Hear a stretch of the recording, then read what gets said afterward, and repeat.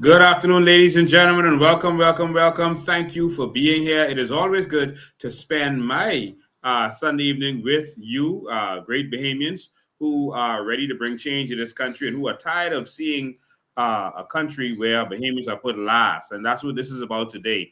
Today, we're going to talk to you. We're going to let you have a voice from early in the show, but we got to talk about some stuff. I see that they put up a different topic on social media. But what I really wanted to put up there is what really went down that the PLP cut down and removed cut down and removed the COI's murder banners. It's a serious situation, and it shows them for exactly who they are. All right, it shows the PLP for the hypocrites that they are. Um, and I don't know why they think that cutting them down is going to hide something from the general public. I don't know what they think they're going to accomplish by doing that, but it really shows who these demonic people really are. It shows that uh, when in opposition, they will say anything.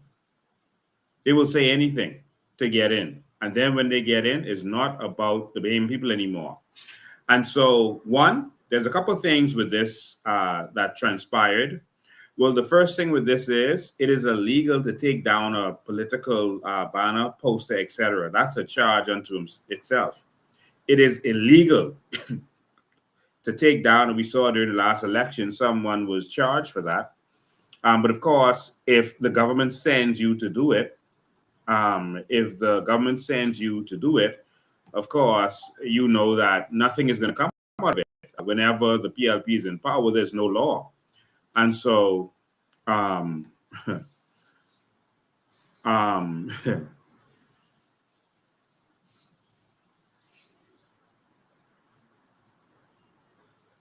they are trying to they are trying to I'm sorry, I was just reading something just now. Um, yeah, this PLP is diabolical. I am I am I don't even know what to say about these kinds of criminals that we allow to continuously run our country. And so the question is, how do we solve crime when the government is a bunch of criminals? That's the question of the day. How do we solve crime when the government is acting like a bunch of criminals? And so that's the question of the day. And we're going to talk today, we're going to spend some time talking about the real solution to crime, the one real solution to crime. And I want us to talk about this today because there are a lot of people who are running around it, their head is in the sand, and they're acting like they don't know what's going on. But we're going to talk today about the one real solution to crime. There is no other solution to it. But before we get to that, I just want to see. I'm going to let you hear um, his voice himself. I'm going to let you hear Brave Davis himself. Brave Davis um, talking about the government hiding the truth. I want you to hear his words. I want you to hear his words so that you can feel the situation that we're in, the serious situation that we're in. I want you to feel this. All right? I want you to feel this. So first, I'm going to let you see the situation with the sign, and then I'm going to let you hear from Brave Davis himself about these kinds of things. Ladies and gentlemen, this is what they did. Of course, you saw the live where we put up the sign, and we told you why we put up the sign. And we're going to discuss it today. There are some people who feel that you shouldn't put these kinds of signs up. So we're going to discuss all that, and we're going to let you call in and state your case. But there's some people who feel that, no. The signs are giving the wrong impression. It's going to cause the tourists to feel a certain way, et cetera, et cetera. So let's talk about it. That's what we're here for. We have to have discussions about these things. We are the new Bahamian, all right? We're the thinkers, the intellectual people. We have sense. And so let's have sensible discussions about these kinds of things. So that's what we're going to do today. And so let's hear, see what Here happened. we are on East Street South. COI erected a sign showing the crime level last evening. And at this spot, the sign has been taken down. Nothing is there. Gone.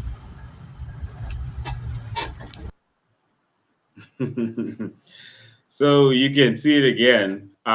This is the PLP. Here we are on East Street South. COI erected a sign showing the crime level last evening. And at this spot, the sign has been taken down. Nothing is there. Gone.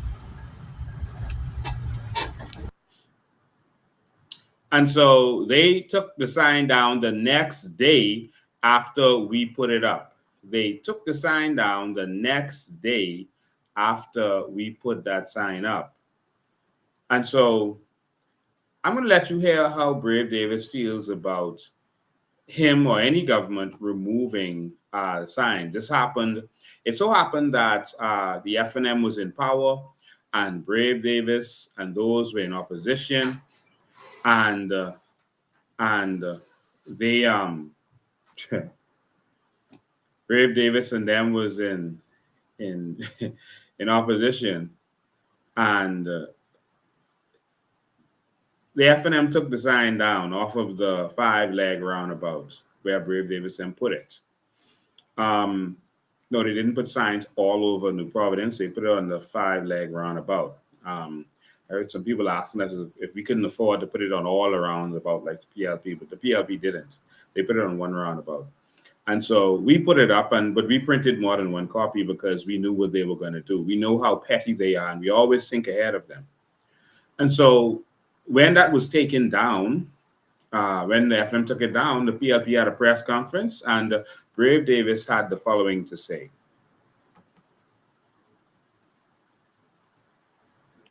About hiding the truth? Are we about hiding the truth? Are we about that? Are we about suppressing the truth? Are we going to be concerned about the impression that the truth gives?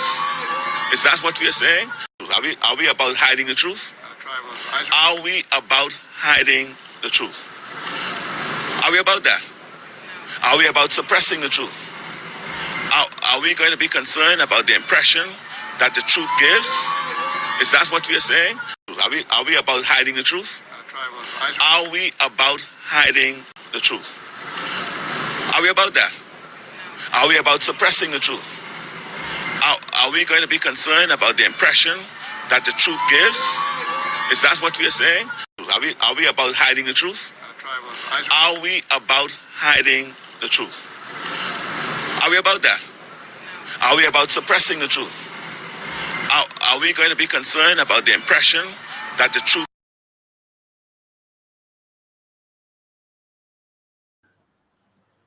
There it is, played over and over and over again for you. That's his words. And the one thing we've known with this prime minister is he always speaks with a double tongue, a forked tongue. And so we now know that Brave Davis is about hiding the truth. He is about suppressing the truth, et cetera, because they have done the same thing. All right. And so they've decided to cut down our sign. We're going to put it up. We're going to put it back up this evening, but we had some technical difficulties. So we're going to go right back and put it up tomorrow. All right. And then if they take it down again, then we're going to go and put it up in front of the prime minister's office. And then if they take it down again, then we're going to put it up on every single roundabout. We're going to print yard signs and put those signs everywhere. And there's a reason we have to do this, ladies and gentlemen. This is not for any kind of publicity, any kind of political advantage or strength. This is because our country is in crisis and we have to wake up and realize that. At some point, we got to realize that our country is in crisis. We should have known that this was going to happen if we put the PLP back. We should have known that. We should know that it's gonna get worse if you put the F&M back. We should know that. We know what's going to happen. And then we just fall into it hook, line, and sinker and say, oh boy, I thought Brave would do better. Why would you think that? What did he do as a member of parliament for all these years that would make you think that he would do any better? For example, what has Michael Pintard done as a member of parliament that would make you think he will do any better? Think about that. I'm talking about their public life, not their private life, their public life. What would make you think that they would do any better for this country other than continue the rape and robbery of this country by the PLP and the F&M working in conjunction? What would make you think that? And so now we're in a situation that is in. So before election, they asked the man, what is he going to do with the crime? He identified the rapes against women and said that he would give every woman a whistle. Everyone laughed at him. And then he came back and doubled down on what he said by saying he didn't just take it off the top of his head. He literally said that there's studies that were done that if you give a woman a whistle, it will reduce the crime rate. We heard that for ourselves. That is his big solution to crime. We heard that with our own ears, and we still voted for that gentleman to become prime minister of this country. And we expected that crime would not increase with a visionless man in that position. Like at some point, we got to stop feeling and start thinking as a people. At some point, we got to stop hating ourselves and loving politicians over ourselves. We have to stop loving party over country. We have to be Bahamians. At some point.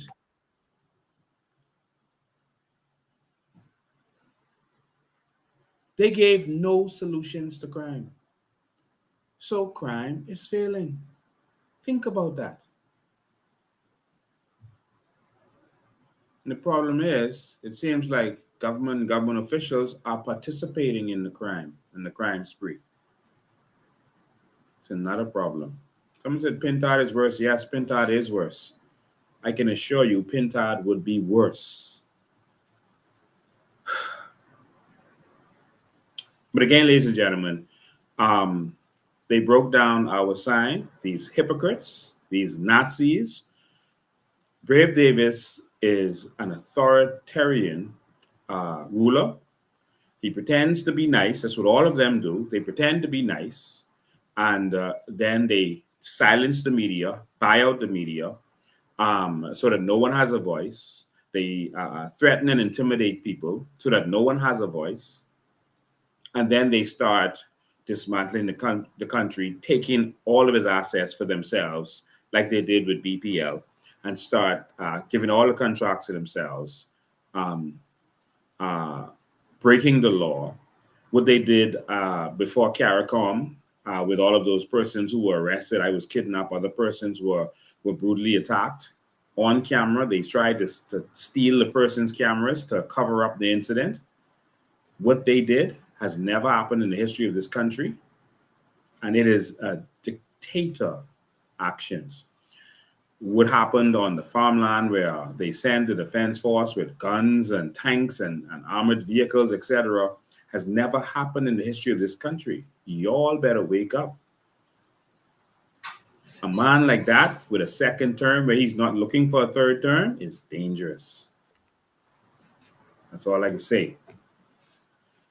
And a puppet police force that will do his bidding. That's dangerous. That's dangerous. So it's time for us to start loving ourselves. There's a solution to crime. We can talk about all this today. All right? There's a solution to crime. And one of the solutions to crime, and I just want to touch on this, and then I can open the phone lines while I talk, so you'll be free to call and interrupt me while I talk.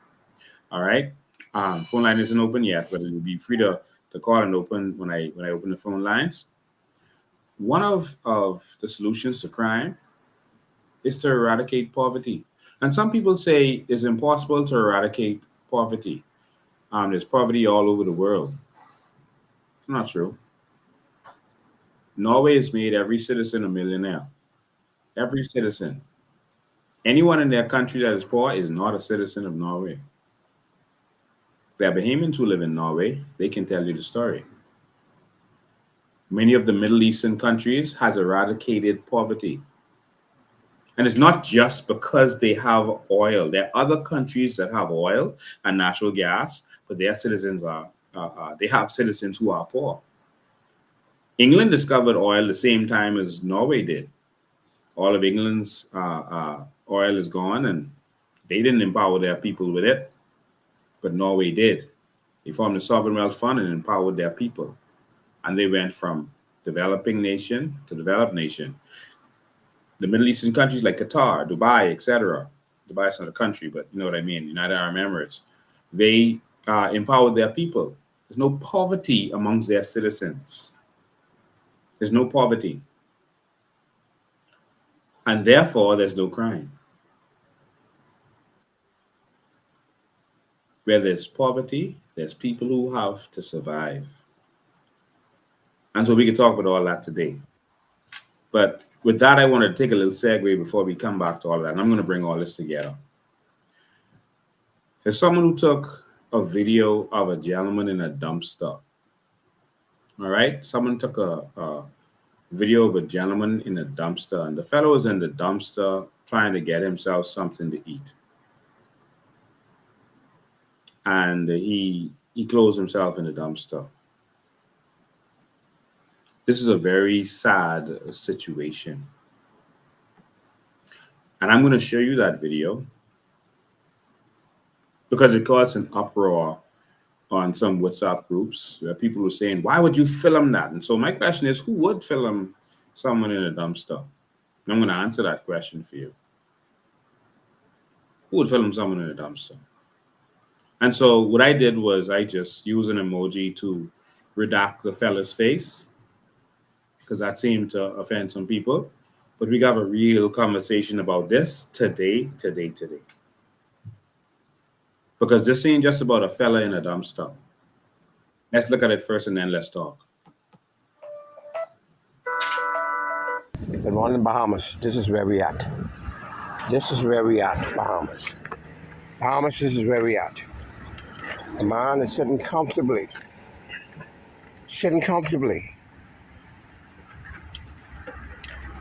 In the garbage. A Bahamian son. Having his meal. Bahamas, it's a shame and a disgrace that our government will allow our people to even come to this level.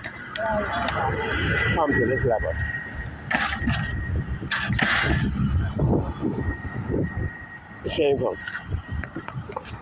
I tell you, it is absolutely shameful. That's a Bahamian son in that garbage bin. That's a Bahamian son.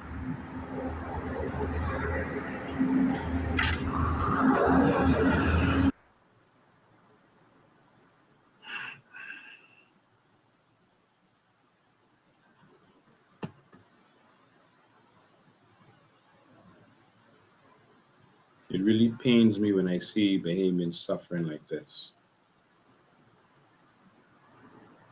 Any Bahamian.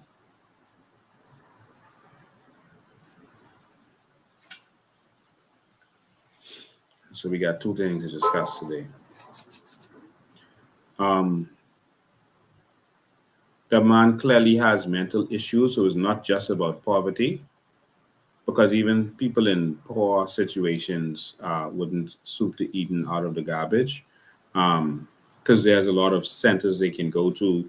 There's the singing bishop who feeds people regularly. There's Bishop Walter Henschel and the Great Commission that feeds people every day. People.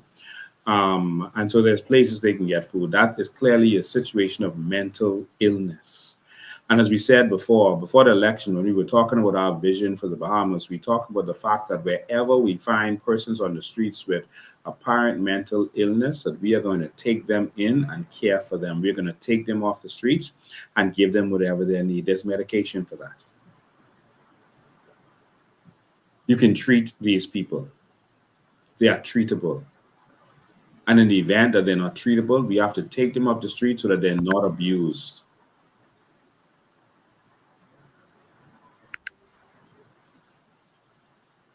I'm going to get back to that, but let me just tie up something.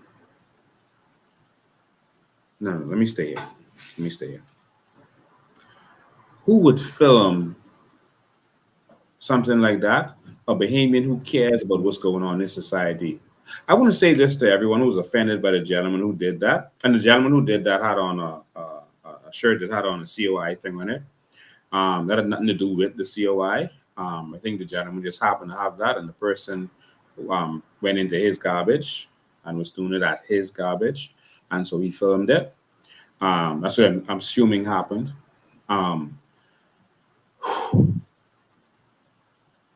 Change never comes until we show what's really going on. One of the strategies of Martin Luther King was to force the world to see what was really happening in America. America was trying to paint itself as the good guys, like this perfect place, like this utopian heaven where you could come and have a better life and have the American dream and that everything was good. Martin Luther King saw the way to defeat evil. That's to expose it. The Gospel of Philip talks about that. It says, whenever you expose something that is meant to be hidden, you're going to kill it.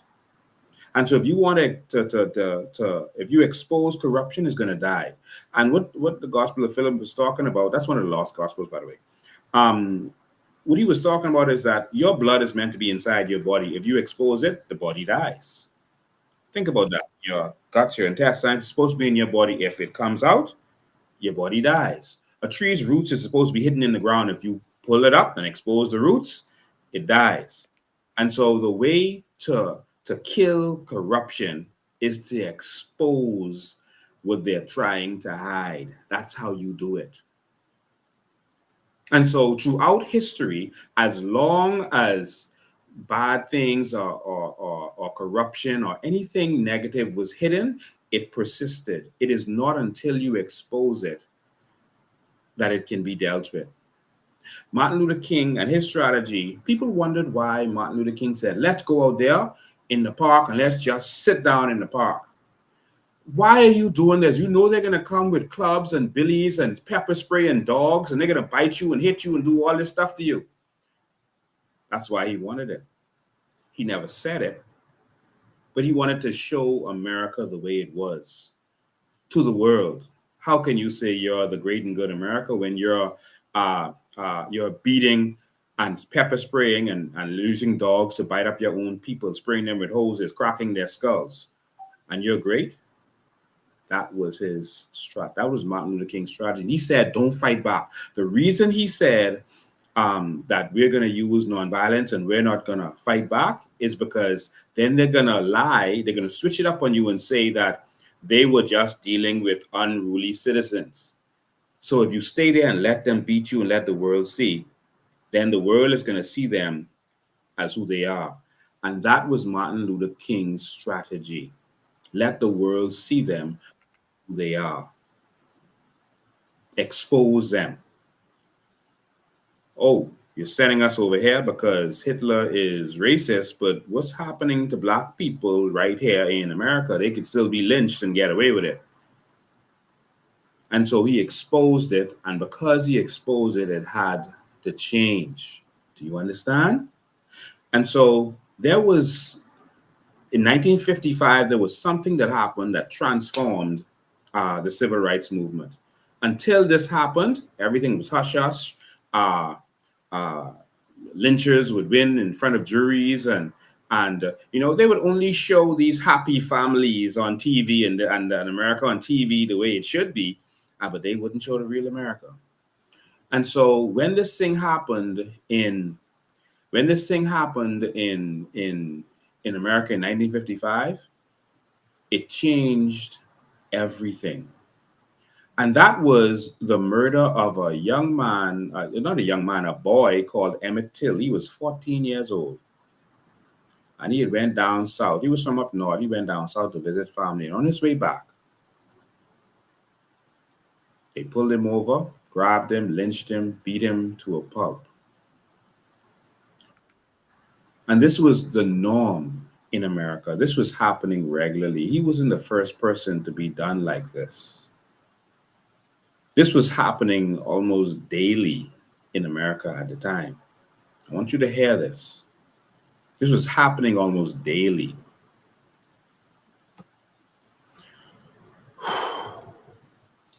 And when it happened to this boy, his mother sparked the revolution that changed everything. His mother. There was one thing she did, and she got a lot of criticism for doing it, Bahamas. She got some serious criticism. Someone says the 14-year-old boy was hanged. They did everything. They hang him, they beat him, they bust his brains out. All of his brains was hanging. Everything, his face was destroyed. I'm not going to show you his face on there because he really couldn't see it, but I'll tell you what his mother did. His mother decided to have an open casket for him. It's unheard of. She wanted the world to see the state of her son and thereby see the state of America and force the change.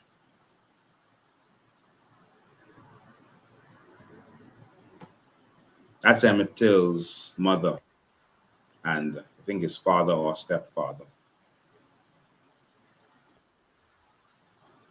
And she changed America, and that's Emmett Till she's standing in front of it. You can see it's something that looks really deformed. That's the back of his head. And there's almost like his brain showing. I didn't want to show you the full thing. But the actual picture of him made Time magazine. And once the actual picture of him made Time magazine, the whole world realized that no, what's happening in America has to change. And so the Southern Democrats were the persons who was fighting. The Democrats was fighting to keep uh, civil rights away from Black people. They were fighting to keep inequality. That's what the Democrats were fighting for. The Republicans were fighting the opposite fight. They were fighting for Blacks to have equal rights and to be free, the same way they fought for the slaves. But this is what she said. She said, there was just no way I could describe what was in that box. No way. And I just wanted the world to see. That's Mommy Till Mobley. She said she couldn't describe what was there, so the world had to see it. And because the world saw it, the world decided it's time for change. And this is the moment. There's one decision by this mother. This was not the only person in this situation. Everyone else hit it, covered it up, kept moving. Didn't want to offend anybody. She got a lot of criticism. How could you do that? That's desecration. That's wrong. Why would mother would do such a thing? But she did it. And thanks to that one decision she made, America was changed for all of us. And not just America, but the world was changed for all of us. Not just her, not her family. It was changed for all of us. This was her over the casket. And again, I don't want to show you the on here. It was extremely gruesome. And it was a bold decision. Some people thought she was losing her mind to do it. But there's a time to hide, and then there's a time to show the truth. The only way to defeat evil is to expose it. To expose it. And so, for that person who filmed that, thank you. I believe that it was not your intentions to exploit that person. Someone said you were doing it for political brownie points, etc., etc. I don't believe that's why you were doing it. I don't. I believe that you generally are tired of seeing Bahamians as beggars in this country, and that's what they're doing to all of us. And that's what political trolls are doing. PLP trolls are right now sitting down, eating garbage, sitting in the garbage, eating garbage with some mental disorder that causes them to not see what's going on around them, not see the state of their country around them. That man is symbolic of a PLP or F&M troll that is suffering from mental insanity. They can't see that they're really sitting in garbage and eating garbage and being fed garbage, and that it's time for change. And so that gentleman who did the video did assist that man. Because sometimes there's people who don't want help. You reach out, you stretch out to help them, and they're going to slam garbage down in your face. Someone says the PLP and F&M is a cult. That is correct. The PLP and F&M is a cult that causes you to say, well, my Grammy is PLP, I is PLP. I don't know why. Yeah, I can see the country is falling apart, but I just is a PLP. No Bahamian has to suffer or be in the state that that man was in. Not one. There are countries that with millions of people that lifted up their people. All we want to do is lift up our people. That's all. We want to lift up our people. We have discovered that the means is there to lift all of us from where we are. I got some documents to show you all about the cost of living in this country. Let's talk now.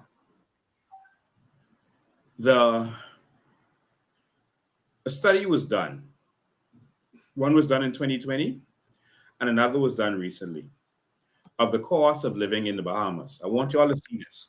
And I was supposed to finish that conversation about the, but this is more important, all right? About that sign. But this is more important. A study was done of the state of, the cost of living in the Bahamas, and it showed the cost to be not rich, just middle class, just middle class. What's that? Garden Hills, Sea Breeze, South Beach, just middle class, not Lyford Key, not Old Fort Bay, not West Winds or West Ridge, just middle class. What would it take to be middle class in this country? Well, I'm about to show you what the study showed, and some of you saw this on the news, but I want to break this down for you and show you something interesting in this that you might have missed. All right, here's the study that we're talking about. This is the study, how much does it cost to be middle class in the Bahamas? All right, and so they broke down this entire study. Go Google it and find it and read it. All right, I'm going to go straight to the diagrams. I'm going to go straight to the diagrams and show you exactly what they say is the cost of certain things in this country. All right, so this right here, cost of living estimates for middle class life in the Bahamas. This is what you need. This monthly now. Monthly. Did you hear me say monthly? Okay. This monthly for four-person household. So that's husband, wife, 2 kids. And is much more than that, more than 2 kids in a lot of instances. So here, you need monthly for food, including meals eaten out. In New Providence, you need $1,450 a month. And in Freeport, you need more, $1,600. For housing and utilities, you need $2,000. You see, let's have this discussion about all Bahamians living in that trash can and not really seeing what's going on. All of us are living there because we live in a broken country where nothing works. And we just satisfied being here. Just like that man satisfied in that situation. A lot of us just sit in this mess that we call the Bahamas and we're just satisfied. So here, housing and utilities, you need $2,000 in New Providence and $1,550 in Grand Bahama. $2,000. Do you know that one bedroom house is $900, $1,000, $1,100, $1,200 in a middle class area? $1,200. While you're talking with them, showing a man in the garbage, all of us are in that garbage. This country is garbage. Nothing works. Right now, as we speak, all of the western part of Carmichael Road and out west in the Bahamas has no water.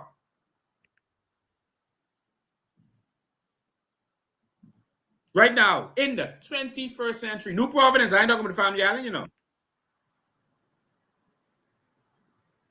All of Carmichael, Gladstone Road, all the western part of Carmichael Road and West Bay Street, Cable Beach area, no water. All day. All day. Housing and utilities, that's the cost. Non-food, non-housing costs. For $4,200 in New Providence, $4,400 in Grand Bahama. Preliminary living costs, $7,700 and $7,500, but I get to the real numbers. And then savings for sustainability, church, charity, and emergency. So they call them what you give to church, savings and that and stuff. So this ain't really savings because that's an expense. All right. They say $1,900 in both places, but I ain't really savings. That's expense. All right. And so here's the actual figures. So to have enough money to be the middle class in the Bahamas, you need $10,200 per month. How many Bahamians you know making that? That's the question. $10,200 per month in New Providence and $10,100 per month in Grand Bahama. Now let's do the math. Now in 2020, this figure was just $4,400 that you need the minimum. This is the minimum now. This is the minimum you need. This in 2020, this number was $4,400. Now, just 4 years later, it is $10,200. Our governments are failing us. Yes, this has to do with government. And I'm going to open the phone lines, and anyone who disagrees can call in when I open the phone lines in a minute. All right? So $10,200. Now, let's do some maths. That's per month that they say you need. So $10,200 times 12. So in order for you to live a regular middle-class life and not be behind, because all of you trying to figure out why you behind, you can't keep up. Everything is so expensive. Groceries so expensive. Going to the food store is expensive. Buying out food out is expensive. Everything is expensive.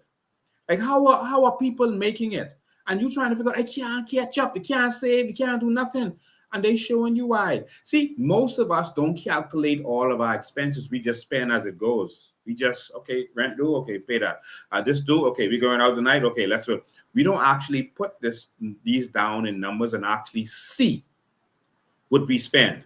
And they used to have this thing called Quicken, all right, where you put down your personal expenses. It evolved in the QuickBooks, but they have Quicken where you could put all your personal expenses and you'll start to see what you spend money on. And when I first did that years ago in the 90s, and I saw how much money I was spending, I was like, wow, you don't notice how much money you're spending because you're just spending it. And they're showing you what all your expenses are. And they actually broke down in here the average food, what you eat, and they broke all that in the study, which was pretty good. And so this $10,200 $200 a month is $122,400 per year. $122,400 a year. That's what that is. That's what that turns into. Now, $122,400 per year. And let me tell you why I did that math for you. There's a reason that I did that math. Because there's some people who feel that if persons get $100,000 from their natural resources, that person is all of a sudden rich. They straight. Well, you don't even have the minimum that it takes to be middle class. $100,000 ain't no money. You still underwater in the Bahamas. One of the one of the most expensive countries to live in the world. So don't let them fool you and make you think that that's a dream. If you ain't making that, you are underwater and you're not going to catch up in this life. And your children will have no future. How many people you know making $10,200?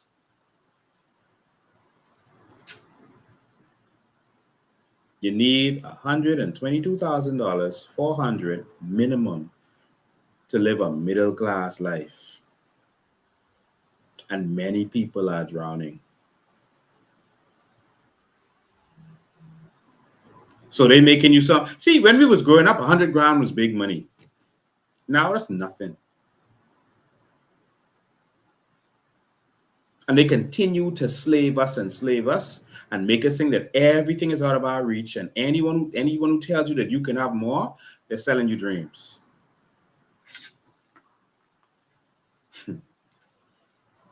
All right, I'm going to open the phone lines as we continue this conversation.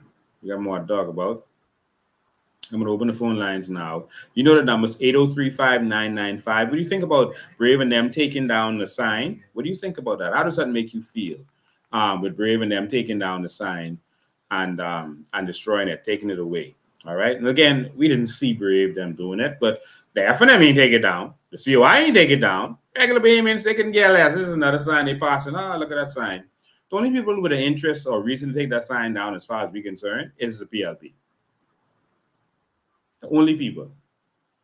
And so that's what that's the assumption we have, and that's the assumption we're going to keep. Let me take these phones, give these phones sound. All right, the phone lines are open. Call in and let's talk. Okay, you can call WhatsApp or regular line. All right, WhatsApp or regular line. Give me 1 second. I'm trying to answer, but it's not showing me the call yet. Just give me 1 sec. I'll get you. Just hang in there. Okay, let's go. Good afternoon. You're live. Good night, my president. How are you? I'm awesome, man. How you doing? I am great. I am so happy we are in an era where once you post something, it can go international. Yeah. And if he's doing such a good job, why would you take it down? Yeah. You know? But the sad thing about this dictatorship prime minister we have, he can't even answer questions on the spot. So even if someone asks him that question, he's gonna go ahead and not answer. Mm-hmm. But the one thing I'm concerned about, or what I really want to know about, and hopefully he will go ahead and answer. I want to know about that $20 million that gentleman who he's in partnership with, that saying he give him a contract, the video that's going around from the guy from Jamaica. In reference when the guy was talking about how a couple of years back, way back, that particular man did some injustice to Jamaica, but now he's now allegedly doing business in the Bahamas. Yes. with the $20 million, which is valued at some $3 billion Jamaican dollars. Yes. But of course, he's not gonna answer that because he runs from question when you answer him on the spot. I have nothing to say. Everything will be the Attorney General. But if you don't have nothing to hide, be able to answer the question. Bahamians wants to know. Yeah. But I hope they realize and understand that, honestly, it is sad. And the next video, what I saw is with that young lady who was saying that she knows she is overstayed, but she just had her baby. Her baby is only 1 month old. And if I don't know where she was, if she's at social services for that lady to try and attack her because she's filming with her phone. That is unbelievable. How at the end of the day, y'all are throwing this young lady out who has a 1 month old baby, which is a Bahamian mother, a sister, because she overstayed, and they around here billing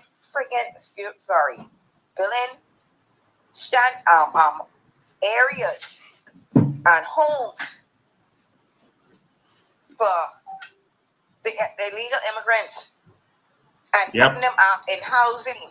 But you're doing the Bahamians like this. I mean, when are the Bahamians going to wake up and be our brothers and sisters keepers? Yeah. Yeah, it's sickening. I don't know the story. I don't think I've seen it. But if they are, we own social services. Social services belongs to us. All right. They hear that lady. They was miss. I just had a baby. I have a 1 month old baby, and it's sad that y'all going ahead and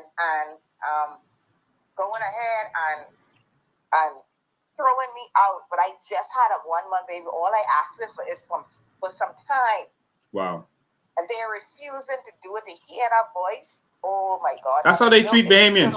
Remember when they were going to break down the domes in Abaco? They didn't care about them. They just went and broke them down. The shanty towns, they stalled for years until they actually made arrangements of places to put them. And as they find arrangements to put certain people from certain parts, then they go down and break down just those parts where they made arrangements for the persons. Exactly. All right. And then they flam it and making it seem like, see, we're breaking down the shanty down. But see, what they do is they let the persons who in the houses go on TV and cry first. Oh, I have nowhere to go. They break me down and whatever. They should have given me more time. And then after the news go, then they come and say, okay, now you straight. We can put you in here.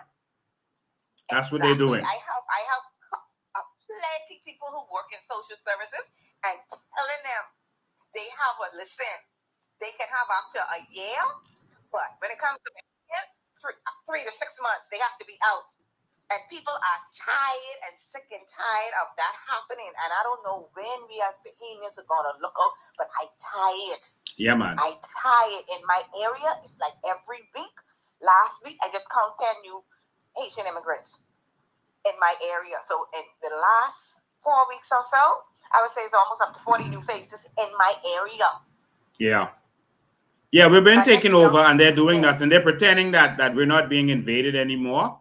But I don't want you to think all of a sudden those boats stop coming. They still come in, but of course the government is controlling the news, so the news is not covering it anymore. And that's why you're not hearing it. But thanks for your call. I got to run. Yeah, okay. I see someone saying that the taxi driver is still waiting to see you, sir. Me? Not sure. Give me a call and let me know exactly what's going on. They want a meeting with me. What they want with me? Just call me and let me know what's going on. All right. You remember going out there to deal with situation with the taxi drivers before. So call me. The line is open, 803-5995. You can WhatsApp call or regular call and let me know exactly what's going on. Someone said not to put those signs out. Someone says not to put signs out because it's going to scare the tourists. Hold 1 second, caller. I'll get you right now. It's going to scare the tourists. But I just want to say this. Let me make you understand something. Everyone who is traveling to another country, let me tell you the first thing that most of these people do. All right. Just hold the line, caller. You're calling number 2. Hold the line. everyone who is traveling to another country, guess what they do? The first thing they do, they Google. So there's nothing you could show a tourist on a sign that they can't see before they come here. All right. And if you have a serious crime problem, why lie to the tourists and make it seem like everything is okay? And we've had instances of tourists being raped, tourists being robbed, et cetera, et cetera, et cetera. All right. But the tourists Google, they could see all the news stories. They see them. So if you traveling to a country, let's say you traveling to Mexico, you're in the Google and see what's going on in that area of Mexico where you going. Seriously? You're going to do that? They already know what's happening before they come. And so a sign doesn't notify them of anything. And we put our sign on East Street Roundabout. How much tourists you see on East Street Roundabout? How much? Okay. And so the fact of the matter is we need to fix the problem and we need to stop taking it lightly. And so that's why we do what we have to do. But okay, so I go to caller number one. Caller number one, you're live. Good night, Mr. President. Good night, my brother. Mr. President, I have to say this, right? Because I've been talking about this, for months and months and months. Yes. I just came from Nassau, Mr. President. And I ride from Woodford, from Orange Bahamas, Village Road, man. And I cried, man. I cried, Mr. Bain. I cried. I had to stop and have actually feed some people on the side of the road, sleeping on the sidewalk, people sleeping underneath the old table and thing. I can't believe that's my Nassau, man. It's a garbage. Yeah. Nassau is a total garbage, man. I know we ain't doing good in Abaco, but when I see that, man, I say, Lord, thank you. I doing way better. You understand? I had an incident with a woman in the gas station, a young woman. Lincoln, they was trying to put her out.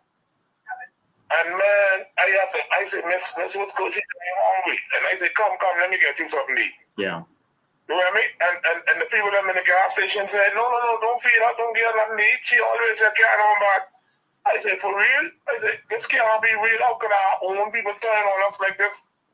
How could this happen in this country, man? It's so sad, man, Lincoln, man. Wow. You know? I feed this woman, and I let her order the best. She ordered the thing on sandwich, steak sandwich.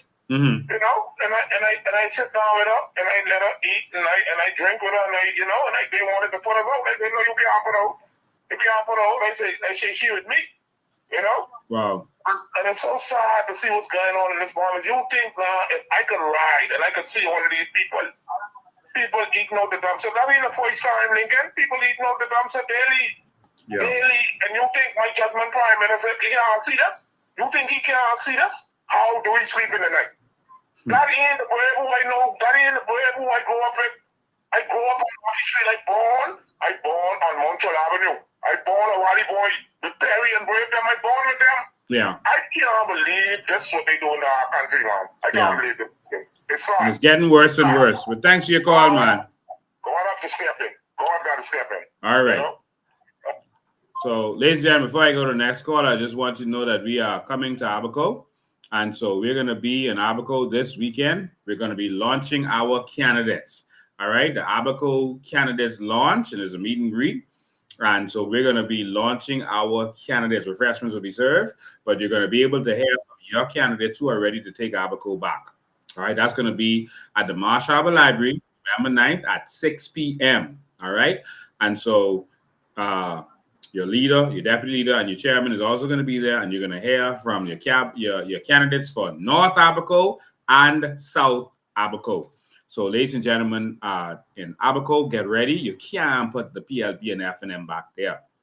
So, get ready for our candidates launch on Abaco. Let's go to the phone lines. And that's Saturday coming. Oh, call. I'm so sorry. I pressed the wrong button. Call back. I pressed the wrong button. I accidentally hung you up. I'm so sorry about that. Multitasking here. All right, there we go. Good afternoon. You're live. Yeah, good night, Lincoln. How you doing?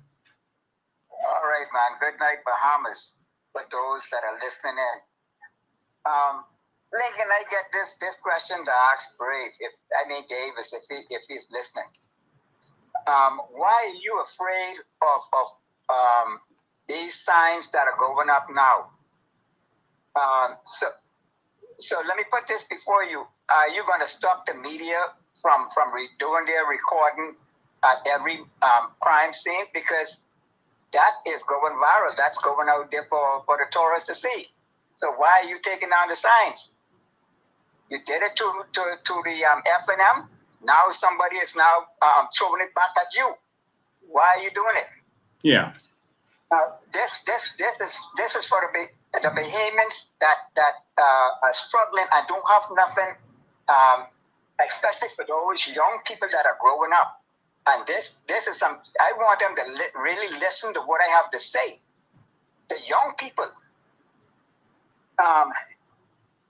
If you don't have a house, if you don't have property to build a house on, and if your parents don't have nothing to leave, could you imagine you all being thousands and thousands upon thousands of Bahamians being out on the streets, living under bridges, the bridge, or living, sleeping under home houses in this Bahamas? And it will happen if Bahamian people don't wake up and smell the coffee and get these two lousy, good for nothing parties out of our parliament and put our Bahamian people who have some vision and sense to take this country to a next level. And we have the Bahamian people here to do it and to come along alongside the government, the new government that will take this country, and we will help push this country forward. Yes. But we need, first of all, we need these two good for nothing blindfold two parties out of our parliament. That's what we need to deal with that. Desperately. But if we don't, Bahamians, if we don't do that and keep these same two parties in it, I'm sorry for every Bahamian, but not every Bahamian, the majority of Bahamians that don't have property, that don't have a family with houses to leave behind for them, you're going to be in plenty trouble. That's what I bring to the Bahamian people, and it will happen. And guess what? The Haitians will be living like kings and queens on our property. That ought not to be happening in this country. We can't go to Haiti and take over Haiti crown lands and build mansions on them. We'll be dead. You can't own any property legally, so you can't. No. I leave that to the Bahamian people. I leave that what I first said to Davis. I want him to think about that. I go on, Lincoln. Thanks for taking my call. Thanks for your call, man. I appreciate it. And so, yeah, it is amazing that persons in, from other countries, their country has protection to make sure that no one can come and take their land. But in our country, we don't have any protections for our land. No protection. And anyone can come and take over our land. But if you go to their country, you can't own their land. We got to fix that. And we got to fix that fast. Let's go back to the phone lines. Good afternoon. You're live. Hey, how you doing? I'm awesome. How you doing? Okay, great, man. We do need a serious change in this town because all these family islands, they are hurting. And I kind of thank God it isn't happening. All these murders ain't happening on the family islands. And I would say yet because it looks trend for that. But I want to talk about San Salvador because as small as this place is, and as lucrative as it is, the roads are horrible. And the Prime Minister being down here this week, he had his little one-on-one talk with the people who want things personally for themselves. He had it all day. And when it was time for the town meeting, he basically said he was too tired to really have this conversation with the Bahamian people because, you know, he don't know when the road will be fixed. If the light go off, then the water off. That makes no sense. Wow. You know, when the light go off in San Salvador, the water off. That's his constituency. That in my life. Wow. Huh? And that's his constituency. That's the whole San Salvador. Yeah. I don't know how. So the roads are bad. When the light goes off, the water is off. What else? We haven't had a boat down here for 2 weeks because of the bad weather. So if another boat coming again, another system, so no fruits, you're out of grocery. So what? Can fish the stuff. Yeah. You know, I was saying, man, a plane's supposed to come down here and say, okay, because it's so far, put all your stuff, put it on the plane, we'll bring it down. That ain't happening. So, you know, they had about 2 weeks, the homecoming. There was no food for the people that cook for the homecoming. Wow. That's crazy.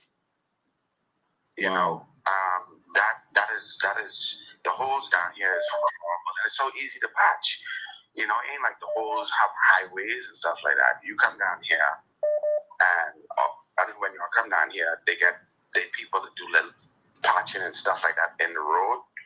And about 2 weeks ago, the mosquito the infestation of mosquito down here is horrible.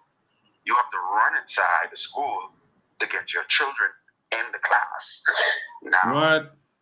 Because they complain about it, you know, some stuff was sent down and just enough to maybe for a month to control the mosquitoes.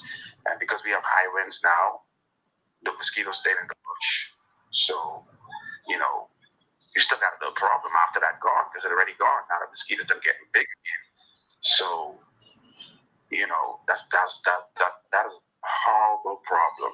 Like, you know, and I truly believe San Salvador is ready to take it to the next step because a lot of young people coming up down here, and we need entrepreneurs. Wow. You know, because really and truly Club Med down here own the Bahamian people. You know, 95% of Bahamians work at Club Med, and the pay isn't good. They keep the tourists indoors. So, you know, if you want to be an entrepreneur to do conch salad or do your tour and stuff like that, they control all of that. When you say indoors, you mean on their property? Yeah, they try to keep them with all the activities. They do everything. Now, they don't force them to stay in, but what they do is it's all exclusive. So they tell them to don't take your money out. So this island don't have no credit card machines like that. Like maybe one or two, like 7 wines and 100. That's about it, to be honest with you. Wow. All the other businesses, because the bank system down here is so slow and so backwards that you don't have, you know, so you can't cater to the tourists. You got to hope that they bring $20 or $10 out on them, maybe $2-3. They said take it or leave it because, you know, Club Med told us everything is free. So what do we need to? So it's not patronizing the economy like that. You understand? So hopefully, if COI was to when you get power, that we could find people to do a cruise port, build more places for these tourists to have activities like a fish fry, because the potential is there. And same goes for Long Island, Abaco, and whoever else need it. You understand? And I think that money that is for these constituencies is too low. Yeah. I searched it myself. That is too low. Yeah, it's $150,000 for each constituency. And I went over the population of the constituencies, and I'm going to touch on that in a minute. $150,000 for all of these people based on the amount of money that they pay in taxes to each person. That is ridiculous. That is insulting and ridiculous. That ain't fair. All right. And so we're gonna touch on all of that in a minute. All right. Well, thanks for your call, man. Okay. For those persons who were trying to call in while he was on the call, I couldn't answer you. So is 803-5995. You can call in now. You can call in now, okay? So 803-5995 is the number for you to call in. So San Salvador has a lot of potential, and a lot of our islands have a lot of potential, but we get nowhere. I got some stuff to say about the Michael Johnson situation, so I'll get to that in a second. I was just trying to see if that caller was going to call back before I start getting in the groove and they block it. But you can call back now, 803-5995, 803-5995. The fact that Michael Johnson the situation has not been properly dealt with. Okay, I'll take this call and we'll get to that. Good afternoon, you're live. Good night, Mr. Jane. How you doing? I'm good. My name is Dave Archer, one of the public service drivers that you met with a few years ago downtown. Hey, Jave, how you doing? Man, we're back to square one with this issue again with this sport. What's happening? They're doing again illegal stuff to us that we cannot speak to these guests coming out to get out of the cruise sport. We're being told we have to continue to keep walking. No, man, who telling you all that? Keep walking for what? They are stopping us and telling us we cannot stop. We have to keep walking, and we're not being allowed to communicate with these tourists and sell our country how we're supposed to. Hold on, you have to. Hold on, this sounds like slavery days when they said black people couldn't walk on the sidewalk if a white man was on there. Say what? This is what I was explaining to them. They're treating like we're still in slavery days because the port is dictating allegedly against. The port is dictating to our government to tell our police what to do and how to do it. Because as a public service driver, I should be able to stop and communicate with these guests and speak with these guests and to sell my country. Me and my colleagues, they had 5 ships at cruise port today. And it was so difficult and hard for us to get a job because we can't even stop and talk. I have to continue walking and try to run behind the guests just to talk with them. Now, I can understand they're saying, do not block the pedestrian or do not stand in the front of these stores establishment. But I should be able to stand on the side of the sidewalk and communicate with these guests. Now, it's unfair to us what they'll continue. If we decide to try and voice our opinion, they're going to turn around and say, all right, let's go to the station. You locked up for being disorderly. Or they're using, again, police tactics, but they use to silence you. Okay. You understand? All right. Then on the media to ask you or Mr. Clint to come out to meet our needs so the Bahamian people could see what we're going on in the back of this port. As I refuse to sit inside my cab or stand 15 feet away from my taxi. What you mean stand 15 feet away from your taxi? Yeah, because that's all the road traffic act say. So we supposed to be 15 feet away from our cab. Which road traffic act? I told them that act was in place when black folks could not come in downtown. But they say, well, that's what's on the book. And then you have the road traffic officers. Hold on. Have they ever shown you that in the book? No, they have never shown us it. You know why they didn't show you that? No, sir. Because it ain't in the book. So the road traffic officers come in and telling the police, tell them to keep walking, tell them to do this. But the tour companies, they supposed to be prearranged. They supposed to have paperwork to show what time their guests are coming off this cruise ship, how much gas they have going. But road traffic isn't checking and regulating, making sure that these tour companies are being regulated because it's alleged they have these MPs have their pockets into these tour companies. But they coming out to try to fight down the taxi drivers who are trying to make a living. When you have the port telling these folks to stay into the port and to spend the monies into the port, not to bring no money out, not to go out and adventure out of the cruise port, else it's not safe. Hold on. Question. But before the last election, I may be wrong, wasn't Brave Davis on Parliament Square when y'all was on Parliament Square? Yes, sir. And this is what I'm and saying. Now he letting y'all get crushed? Exactly. And it's so embarrassing and shameful when his father schooled him off a taxi public service money. Yep, my daddy was a taxi driver too. Exactly. And we're entrepreneurs, we're businessmen, we're ambassadors. And you saw how well dressed he be in the back there, Mr. Bain. Well, let me tell you.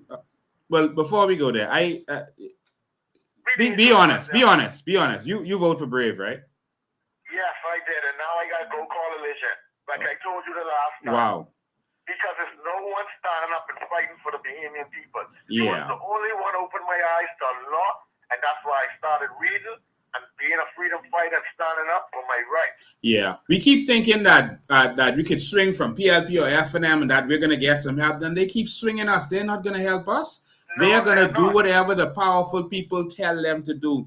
They are puppets. So let's do this. I've figured out what your problem is, and the problem that y'all are having out there as taxi drivers is a simple problem. It's complex, but it's simple.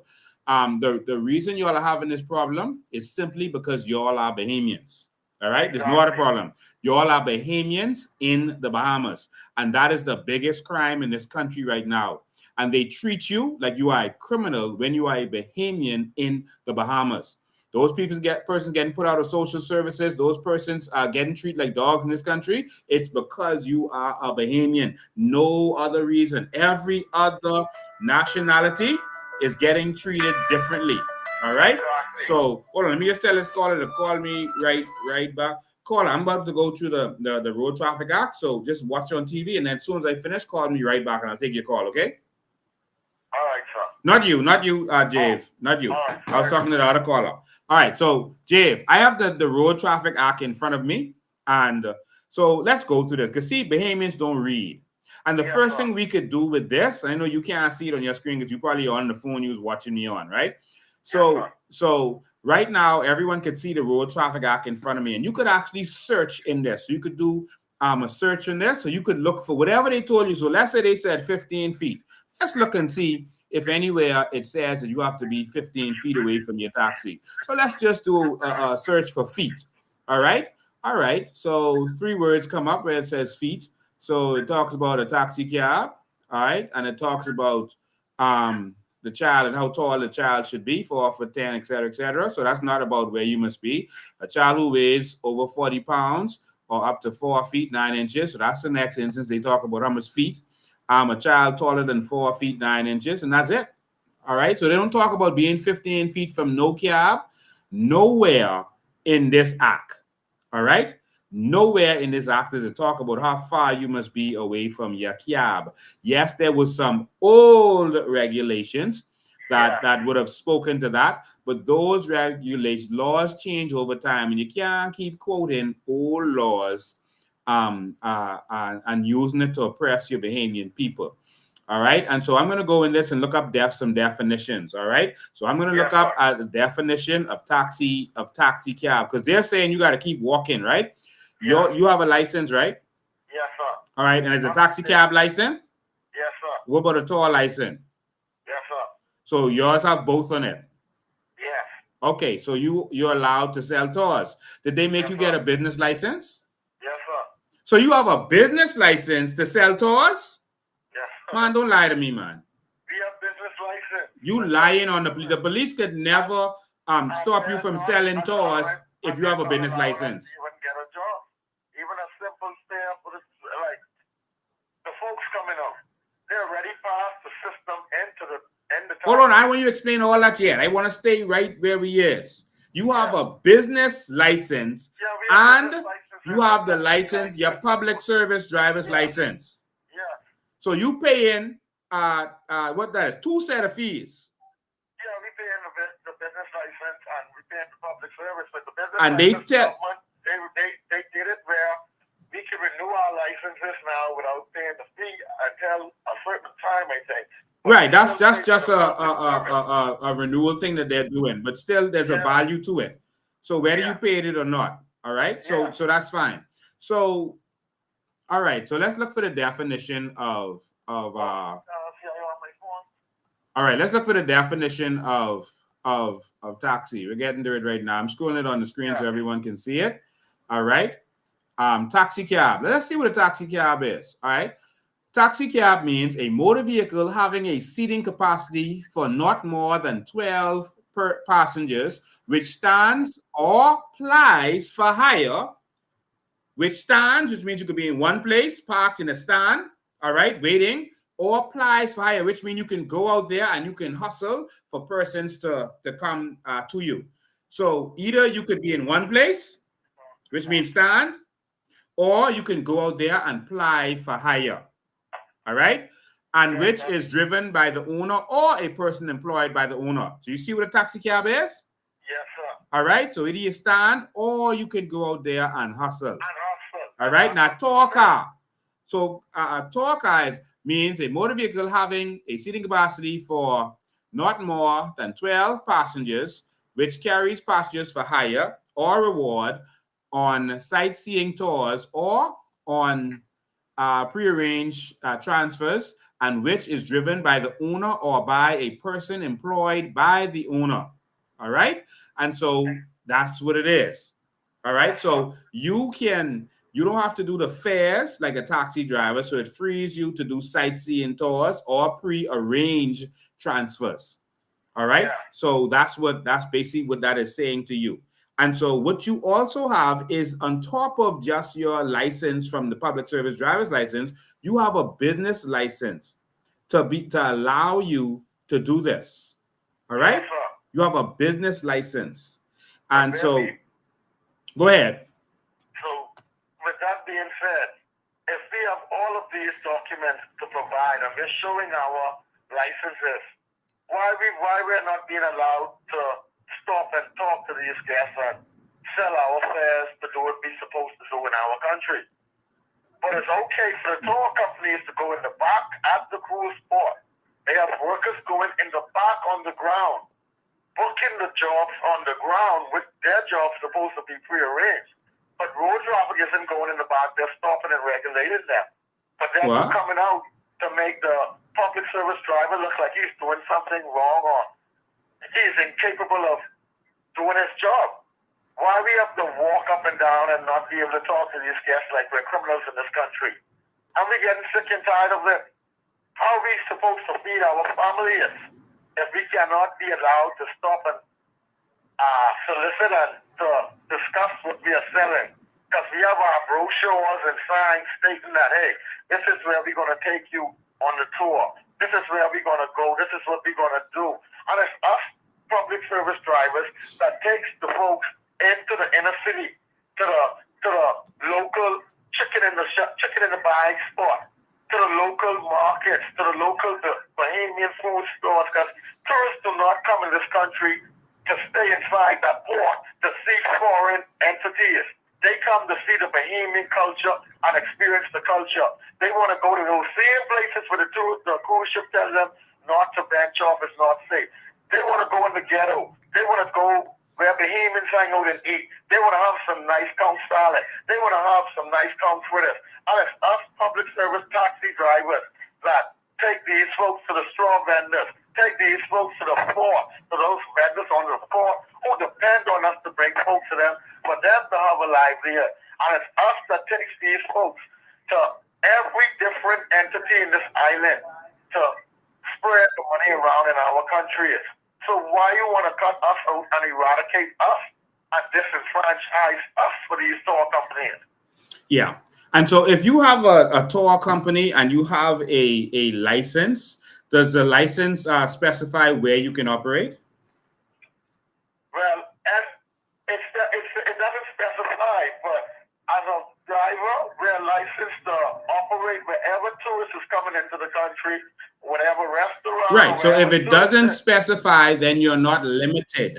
All right. No, and so that's what it is. And so if you're not limited, then no one should be telling you that you have to keep walking when you're there for a purpose. Now there's laws. And we're obstructing traffic. Like you told us the last time, how could a human body be obstructing traffic? No, it can't.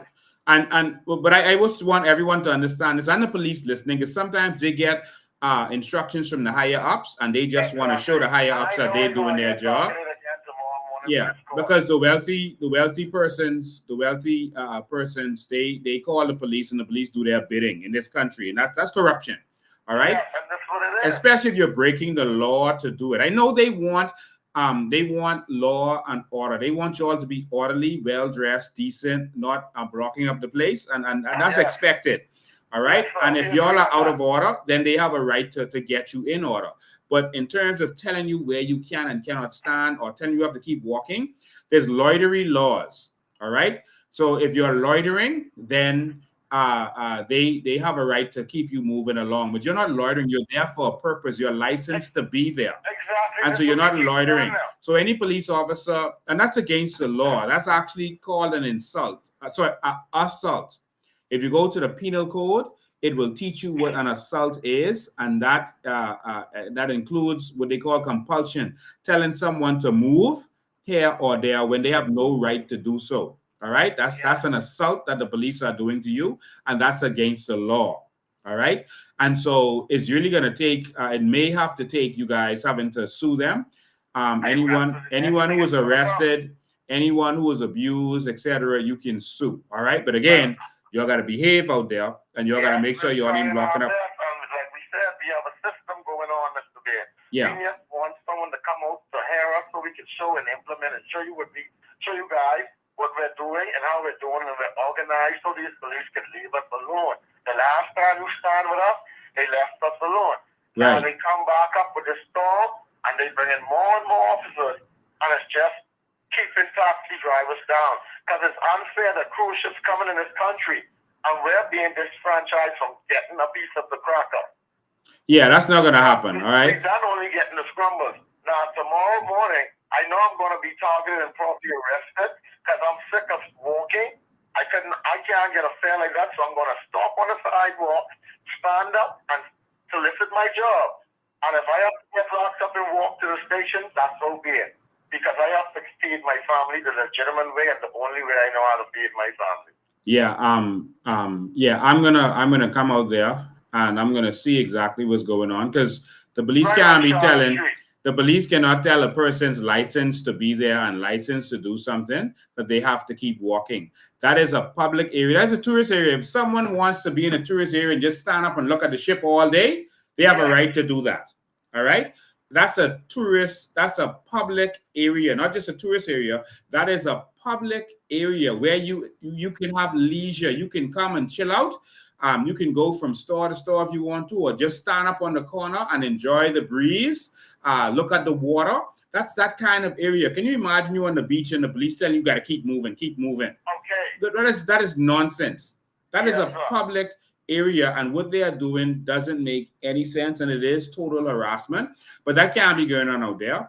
I can come and I can see that for myself. Thank you, Mr. Bean. Me and my colleagues will be looking forward to seeing you tomorrow, and thank you from Bahamas for listening and taking the time out. I know you have a lot of important issues. Yes. But thank you for listening to our issues, sir. All right, man. And you have a great evening. Thank you, Bahamas. You too. So taxi drivers are important. They were the first set of real entrepreneurs in the country, and that's why the governments chose to kind of limit them and kind of restrict them. They're the free people who can actually rise up against government. And what these politicians do is they try to make sure anyone that can challenge them, that they keep them locked down. They don't want independent entrepreneurs and those kinds of people operating in the country. They did it to the musicians, they did it to the taxi drivers, and everyone who could be empowered, they locked them down. That's a rule that they follow. I want you all to understand that, Bahamians. I'll get on that in a second. Good afternoon, call you live. Hi, good night, Mr. Bean. How you doing? I'm awesome. That's good. I'm wondering, how long has Mr. Brave Davis been the representative from Key and Cat Island at San Salvador? I think he was there from there was a by-election. I think that was in 1990 or somewhere around that, as soon as Ingram took over the F&M, and he won at that by-election. Okay, so why I ask that is because in San Salvador, do you know that when they pump, hello? Yes, I'm here. When they pump their sewer, when they come and dispose of the waste, there's nowhere for them to pump the waste. They pump it in the back of the yard. Wow. Yes. No way. No. Yes, way. What? Yes, way. There's no way to dispose of this waste. When the sewer trucks come, they pump it and they dump it in the back of the yard. They don't have a sewer truck. What? Yes. They just pump it straight to the back of the yard. Wow. That's why it's so much mosquitoes and sandflies. Everybody pump it in the back of the yard. Jesus. How come he's a representative so long and has not been providing these kind of equipment for his constituents? Wow. I also want you to touch on this voters block with these Haitians. Yeah, I'll touch on both of those. Thank you so much. You have a good night. You do All an right. awesome job. Thank you. Okay. Ladies and gentlemen, we get what we vote for, and we keep voting for failure, and so we keep getting failure. And so it's simple as that. We keep voting for failure, and we keep getting failure. And that's what that's what we have been a victim of. And as long as we keep allowing that, then it's simple as that. All right. The PLP and FNM mean us no good. They have failed us. All right. They have failed us.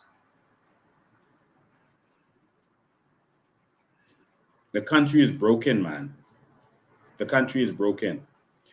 She wanted me to talk about the voting block. I have so much stuff I got to touch on. She wanted me to touch on the voting block. And I'm sorry, I should have had the number up here for you. Yeah, she wanted me to touch on the voting block as it relates to the Haitian. So basically, as simple as this. I played a video for you before where Fiji, an island nation like us, archipelago, they were doing well. They had their natural resources, which is mostly water. They have some special water from volcanic rock that they feel is better than other water, but I don't think their water is better than Andres water. I'm sorry, I'm biased, but they have their water that they sell very expensive, and other things. And so they were living a kind of comfortable life like us, and they were developing like the rest of the world slowly. And they were, like us, caught up between two political parties, back and forth between their political parties. And everyone treated it like a sport, all right? And they started bringing in a lot of foreigners to work for them, mostly from India. So how we were bringing in the Haitians, they were bringing in the Indians to come and work for them. And so everyone had their Indians. They were nice and friendly, and they would take care of your babies, do your yard, and the stuff that the Fijians didn't want to do. And so eventually their population started to raise, and then they started to have children being born in that country. And those children became Fijians, but they were Indians, but they were Fijians, but they identified with India. And so eventually their population started to rise to the point where the politicians started to court their vote. And so they would determine the back and forth swing at one point. It wasn't necessarily just the locals swinging it back and forth. It was whoever those Indians vote for, and they started to court their vote. And eventually their population started to grow and grow and grow. And then eventually the Indians matched the Fijians in terms of population. And so that became an issue. And so the politicians continued to court their vote. And so at one point, just before the election, an Indian man put himself forward for the election. And I laugh at it, I'm gonna vote for no Indian. The same way how, we would have said, oh, I'm gonna vote for no Haitian. Where you think he going? So they ain't gonna pay attention. But what happened was all of the Indians voted for him because he was one of theirs. All right. And so all of a sudden, I think this was in 1987, all of a sudden the Indians run the country. And everyone's like, hold on, wait, what just happened? Because everyone was caught up on, these aren't the actual parties, but caught up on PLP, FNM, back and forth, and they didn't see what was going on. And the Indians came and matched them, and then an Indian got voted in and took over. And then guess what started to happen?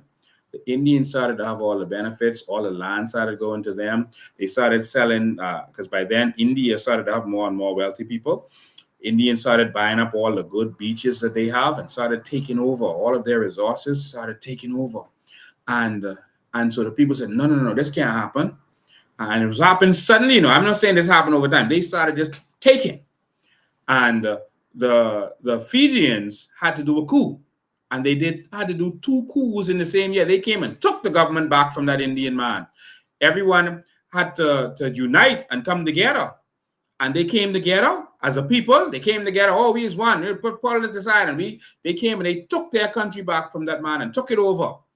And then guess what happened after they took it over? They went back, PLP and F&M. That's not really the parties, but you know what I'm saying. And then the Indians took over again. Then they had another coup. The same year, 2 coups in 1 year. And that time they took it away. They've had 4 coups since then. 4 coups. Because their country is unstable because they let all these foreigners come in and now they have birthrights and they have a right to be there. And now they're outnumbering them. And so the only way they could get their country back every so often, because the foreigners, they're not really foreigners now because their children born there, they keep winning democratically. And so the Fijians have to keep doing a coup to take over the country. But the problem with Bahamians is Bahamians don't have the courage to do no coup. And so that's the problem we'll have. So what is happening now is we've gone back and forth so long, and they knew what would happen because they planned this ahead of time. They went back and forth so long that they know that Bahamians are getting tired. And they saw in the last elections because a lot of Bahamians didn't vote. And Bahamians got tired and fed up. And then a lot of Bahamians say, man, I ain't even voting, man. It ain't make no sense. Every time you vote for change, you ain't getting. And they'll say they could do different, and they ain't doing no different because they thought they were voting for different, but they wasn't. But the purpose of that was to discourage you. You understand? And so they want to discourage you from seeing that they were the same. And so now that Bahamians are discouraged, Bahamians are going to give up their birthright by not voting. They want you to not vote because now you don't have a say. So now they done gone back and forth with you so long. Hold the line, caller, coming right now. Just hold the line. Now they've already gone back and forth with you so long that they know you tired of them. So now you're going to stop voting. So now you have no say and no power. And they bring in a new voting bloc, give them a bunch of citizenship, as you see Keith Bell and all them was doing. And so now that they have the citizenship and the voting bloc and they can vote, now they will have to say, while you sit down and say, man, I ain't voting, they're all them the same. And then when it's too late, you're going to realize, hold on, what just happened? They taking over our country. And now they got people who aren't discouraged with them, whose eyes aren't open over the years to see that they've been failing them. New people who are ingratiated them, who love them because they gave them a new opportunity to live in a new country. And that is what is happening right before your eyes. And anyone who comes up to educate you about this, they're going to vilify the individual. You see, you're going to see them. They don't want to talk about the issues we talk about. They want to talk about me. They want to say, I'm a bad guy. I'm no good. Don't listen to him. Just keep voting for them as they rape you and rob you. Let's go to phone lines. Good afternoon, call you live. Good afternoon, Mr. Ben. Can you hear me? Yes, loud and clear. Listen, you know what has bugged me with my colleagues? What's that? My taxi cab colleagues. Okay. Not all of them, 50% of them mean well, right? Mm-hmm. And the gentleman who called, he a part of the 50% who mean well. Is that 50% of these guys and ladies who be back and forth with these PLPs and F&M? That cruise ship board has never changed under none of these parties. None. And the 50% of these guys, they would see the 50% who mean good, fighting for everybody, but they would sit back and back off and don't do nothing and don't say nothing. You understand where I'm coming from, Mr. Ben? Yeah. It's like you ain't getting the full support of everybody. If you get the full support of everybody, what's going on by that board will never happen. Yeah. But because we have so many taxi cab drivers which caught up under this stupid system with the PLP and the F&M, nothing changed up to that board. When the F&M go over the power, the PLP come in power, nothing changed. Everything was going on that board been happening for years. And that 50%, the literate 50% of those guys, they see it, but they don't want to change. So the set who know what's going on, who tired of it, fighting, and the other set, just sitting down on the side and benefiting from it. But they would never stand, they would never stand with the ones who fighting for change for everybody. That's what is bothering me about them. Wow. Some of them, the half of them. You understand me? Yeah. And after this is over, they'll be jumping right back with the PLP in there for them. It's like they want them to take a switch and whip them. Like they love bad treatment, my brother. Have a nice day, Mr. B. Thanks for your call. Yeah, we have to wake up and realize what's going on, and we have to fight for the change. There's some people who just love their party, and they want to, as we said in the beginning of this live, they want to live in the garbage and eat the garbage and not notice what's going on around them. But for the rest of us who are awake, we have to unite together. And the purpose of those two parties, who it really is one party, is to make sure that we don't unite. You're gonna see, like, you want to know when someone isn't real about their activism. If you see them fighting me in the COI instead of dealing with the government and their issues, they're not really about this country. Why am I saying that? Because we don't run this country. We are not oppressing the Bahamian people. We didn't take your carbon credits. We didn't take your natural resources. We don't take $3 billion and steal it from the Bahamian people every year. Every year they steal $3 billion. I can tell you how they do that right now. Every single year. But they're focusing on us. And one person, like sometimes you'll see on WhatsApp or social media, they'll say, oh, COI ain't gonna win nothing. COI ain't gonna win nothing. I don't think you believe that. I think you actually believe you're going to win. Because if a hurricane isn't, hold a line call, I'll get you in 1 sec. If a hurricane isn't coming in our direction, we don't even watch it on the news. You don't pay attention to it and you don't talk about it. But if you know a storm is coming, you can talk about that. And so the fact that they are waking up every day talking about the COI, they've never talked about a third party like this, so-called third party like this, but there are only two parties in the Bahamas, and that's the PLP-FNM, which is one party, and the COI. And so you've never talked about a party like this ever before. So obviously they feel we could win, otherwise they wouldn't be talking about us. If someone say, oh, you get attacked by a lion in Nassau, you crazy? Not even worth a conversation. So if you really feel the COI ain't gonna win, then why are you talking with us every day, every morning? Why that's your only conversation? You don't talk about the PLP and FNM who've been wrong in this country. You only talk about the COI. That's because you're scared of the COI. You keep saying this in your mind that the COI ain't gonna win because you hoping it don't happen. But guess what? Ain't nothing you can do to stop change. When it's time for change, it's time for change. So let them keep talking. Let's go. Call you live. Hello. Yeah, good day, Mr. Dan. How you doing? I'm good. How you doing? Yeah, I'm all right. You can turn down your TV or whatever you're listening on. Just listen to the phone. Yeah, I'm listening right now. My situation about everything is, right, that me who travel the world and being around. Okay, I'll take it down. Hello? Yes. You know? Yes, go ahead. All right.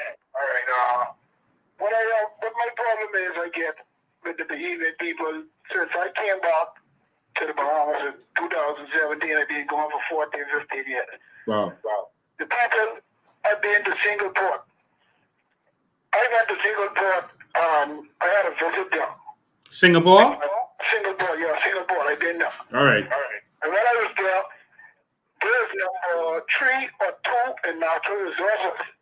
And they got like almost close to 1 million or 2 million people. And the guy told me that I could leave the phone there and I could get that phone back in the morning. So I said to him, no way, boy. I said, no, boy, that's an iPhone. He said, no, man. Trust me, buddy. You leave it there, you get it in the morning. Yeah. So I left the phone, went there. This is Fox, I'm talking true now. Went there, left the phone, came back that next morning. The guy was holding the phone for me, waiting near the taxi driver. And I said, wow, why? I don't let take the phone. He said, listen, nobody has no rights to steal. because their natural resources alone take care of the whole country, support the country. I said, wow, how come this be? Guess who's number one in natural resources around the world? Oh. The Bahamas. Wow. We only got 500, maybe 700 people. And we in debt. I come back to this country and I hear they talk about PLP, F&M, PLP. Listen, I don't know when the Bahamian people are going to come together as one. And what you are doing is debate. I don't care how much they try to talk about, who's a crook, this one is a crook. All of them is crooks. And if you will look out for the Bahamian people and make sure that we straight and that our children straight for the near future and make sure that we can have at least every household in Singapore, the guys said they get $50,000. Now listen, it's 2 million people. Wow. And they're number 3 in natural resources. How the hell we use number 1 in every resources, sun, whatever these people, but I know it. I've seen it. I live in Canada. I've been there for 16 years. I know. I have white friends who come down here and put their business and came down and did deals with these guys. Okay? All I'm saying is, how come we in debt? How come we can't pay each household $50,000? Why we can't pay off our light and our bill or send our children off to college? Why our athletes have to go over to a different state just to be creative and be notified that they are somebody and that they can be just as good as any other country and competitive? Yeah. Because we are not taking up for our Bahamian people and our Bahamian children. All we do is killing. Yeah. If we look at it, all it's just killing. Yeah. And for what? Then we can do better. But you know what I blame, Mr. Bain? I don't blame the Prime Minister. I don't blame the government. I don't blame, I'm straightforward. I don't blame them. Because we put them in power. Mm-hmm. Okay, all of us on Facebook talking, yeah, we need to do this, yeah. When are they going to come together? Start a rally with you. Start up. And say, you know what? Enough is enough. Yep. When are the Bahamian people that keep on talking about Haitian, Jamaican? Listen, they come here to survive and make it like any other person who go off to foreign and wherever. You understand what I'm saying to you? Yeah. So you can't blame them. You can't blame, you gotta blame your leaders and you for putting the world in power to make the situation what it is. Yeah. I'm just saying, when are they gonna stop blaming one another, blaming people, and come together and say, you know what? Hey, they're not been 5. F them not been 5. You know what? If they can bring a rob us and do us like them, then frick it.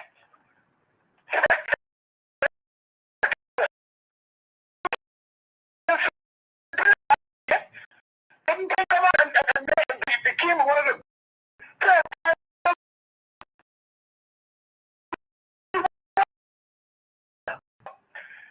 we got to give you a chance and give the population a chance of being serious.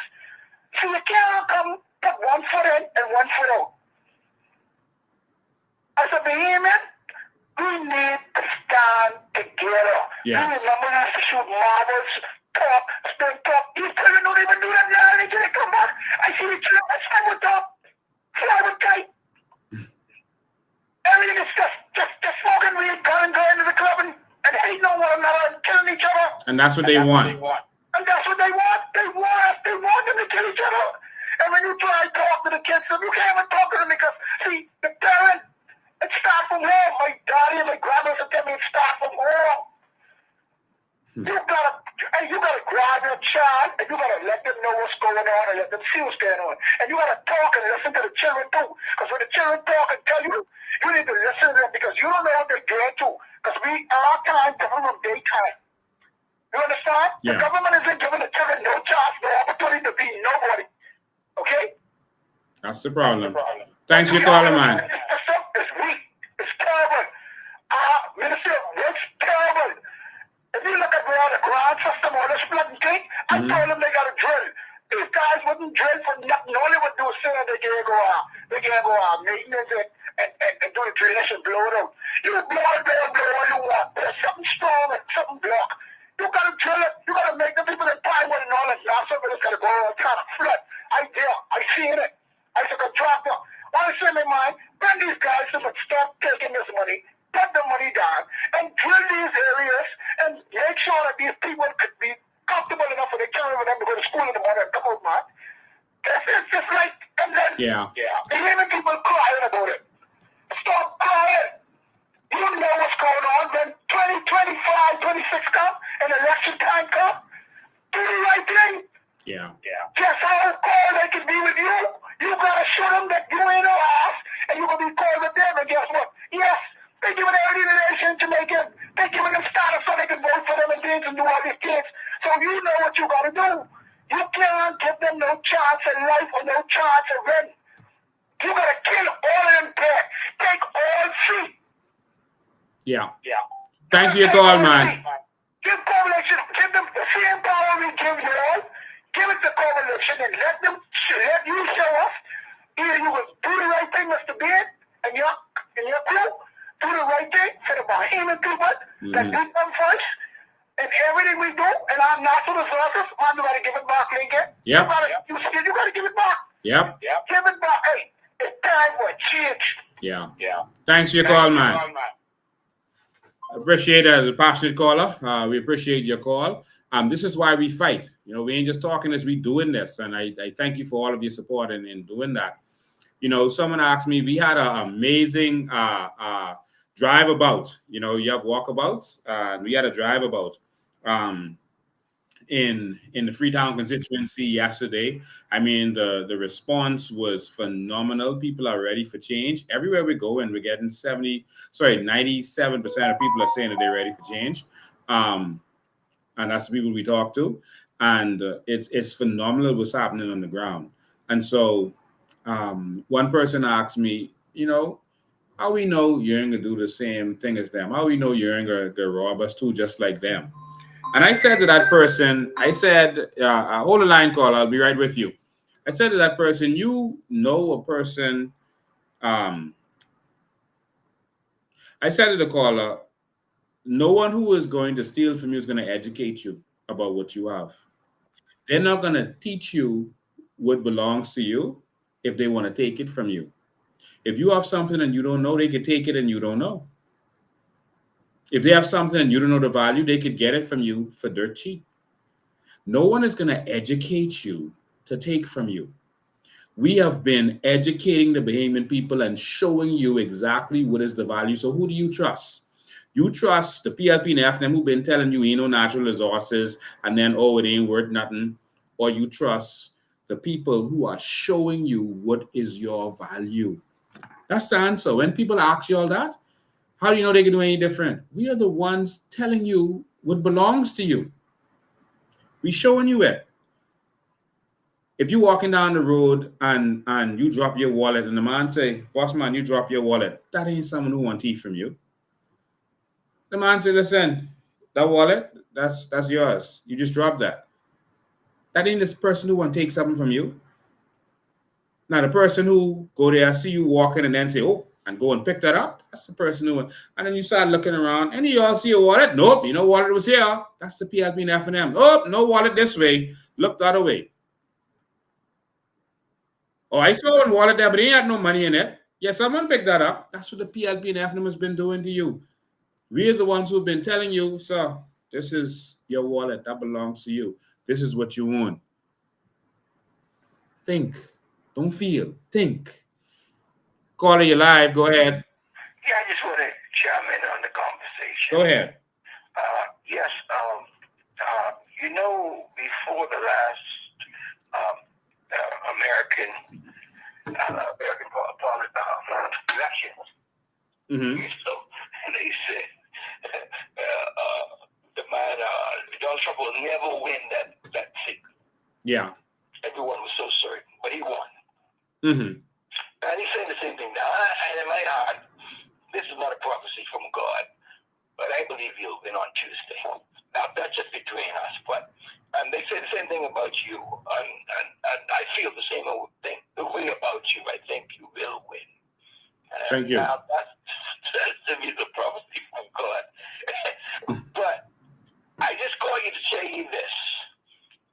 was so disheartening one time I heard the great Gerald Miller, the great influencer of the Bahamas, and he was just like Rodney Monka.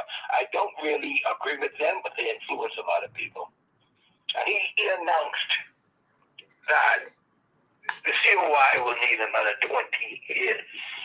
I disagreed with that. And it just came to me that if you remember, the reason why God kept the children of Israel in the wilderness, it's a rhetorical question, to kill out all the non-believers. Mm-hmm.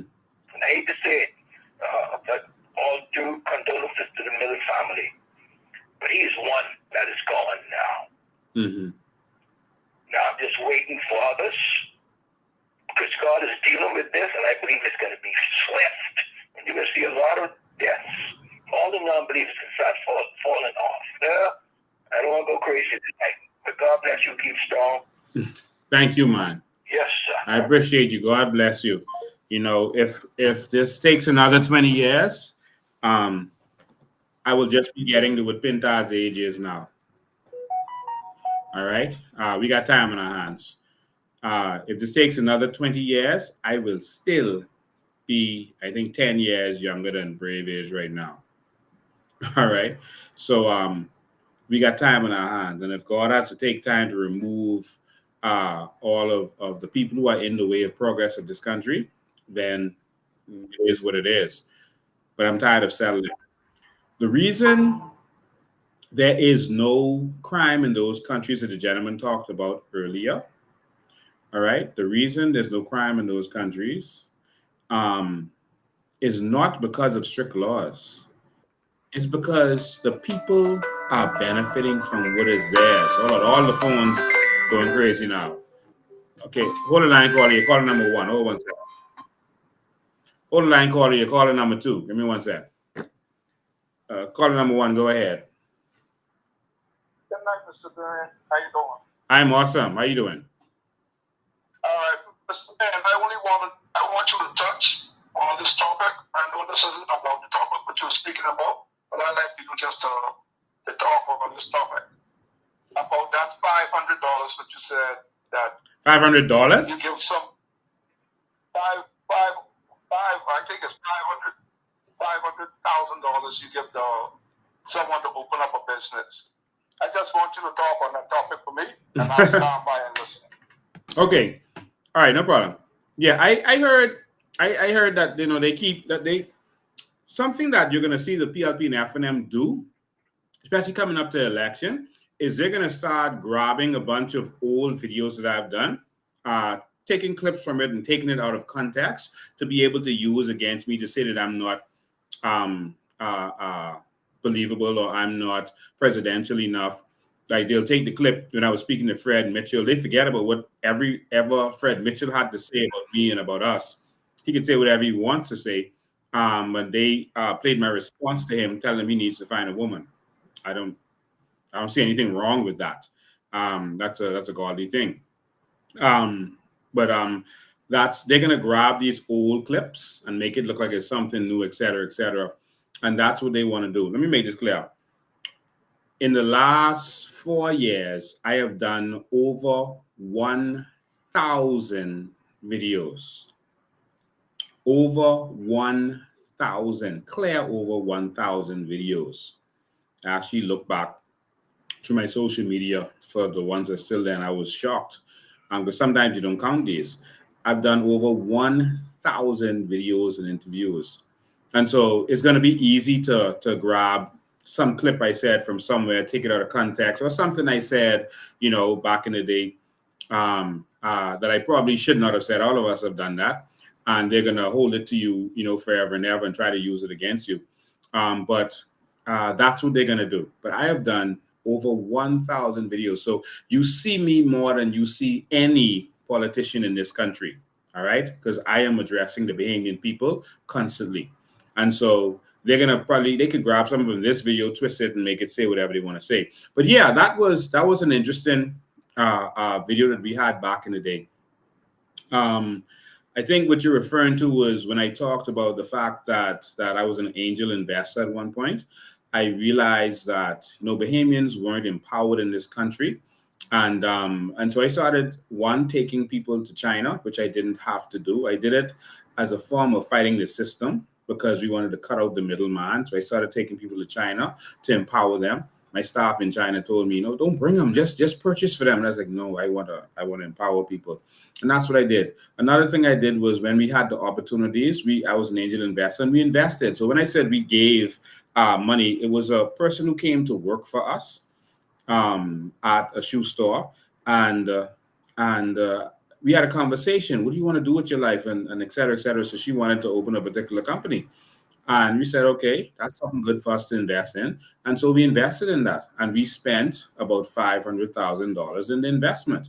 And so when we say give it to her, we're not talking about like charity. I said in that video, I acted as an angel investor, and an angel investor invest in. But of course, they have to put forward the money. They give you the money to do what you have to do. So it's like Shark Tank. They give money to someone to do the business, but it's not really a gift, it's an investment. And so you could play with words if you want to. And there's some people who say, oh, I don't believe you, we don't believe you, and that kind of stuff. It doesn't matter. I really don't care, whether trolls believe anything, but I've invested in a lot of businesses. Some have failed, some have been very good. Some have been attacked by politicians. I was an activist, and I will tell you that being an activist, it really hurt me a lot in business. I'll get to that in a sec. But we invested in that business, did very good. And most of what we invested was for advertisement. So we spent a lot of money on advertisement, and it was a very good business. And yes, it was a wedding planning company where we offered a lot of services, and it was good. We did weddings for football players, some basketball players, etc. And it was very good. At one point, Atlantis sent all of their weddings to us. That was under a certain amount, but then it would end up being more. And so it was a very good business. But I think what's so hard for them to think of is that Bahamians could invest that kind of money. I think there's still this house Negro Stephen from Django mentality that why is this Negro on that horse and wearing shoes? I think that's the mentality that people have.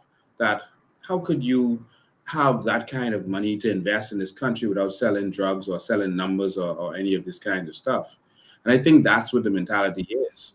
But there are Bahamians who operate on that level without doing anything illegal, and that's what it is. But it's that mentality. I heard someone telling me in one of the groups there was this fella in this group that this political activist lady who lives overseas has, and the fellow was saying, we can't vote for Lincoln because he doesn't have a job. Job? So your qualification for leading the country into the New Bahamas is you must have a job. You must be currently employed by someone. So your biggest qualification is slavery. Listen to me, my brother, whoever said posted that in a group. I'm a runaway slave. I had one job in my life, and that was the police force. And I was inspired to move on and invest in myself and invest in others, and that's what I've been doing. All right? This is not about bragging. If you ask me questions about myself, I'm going to tell you. All right? But that's a slavery mindset. Job?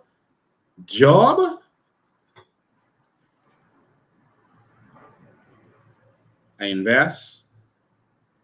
I love Bitcoin. I love trading. We actually opened a company where we taught people how to trade. And Bahamians loved it. It's still there for anyone to see and go to, mastertradehouse.com. And the person still have access to that, even though we don't actively do it since the lockdown. But it's still there. We trained people how to trade and do different things.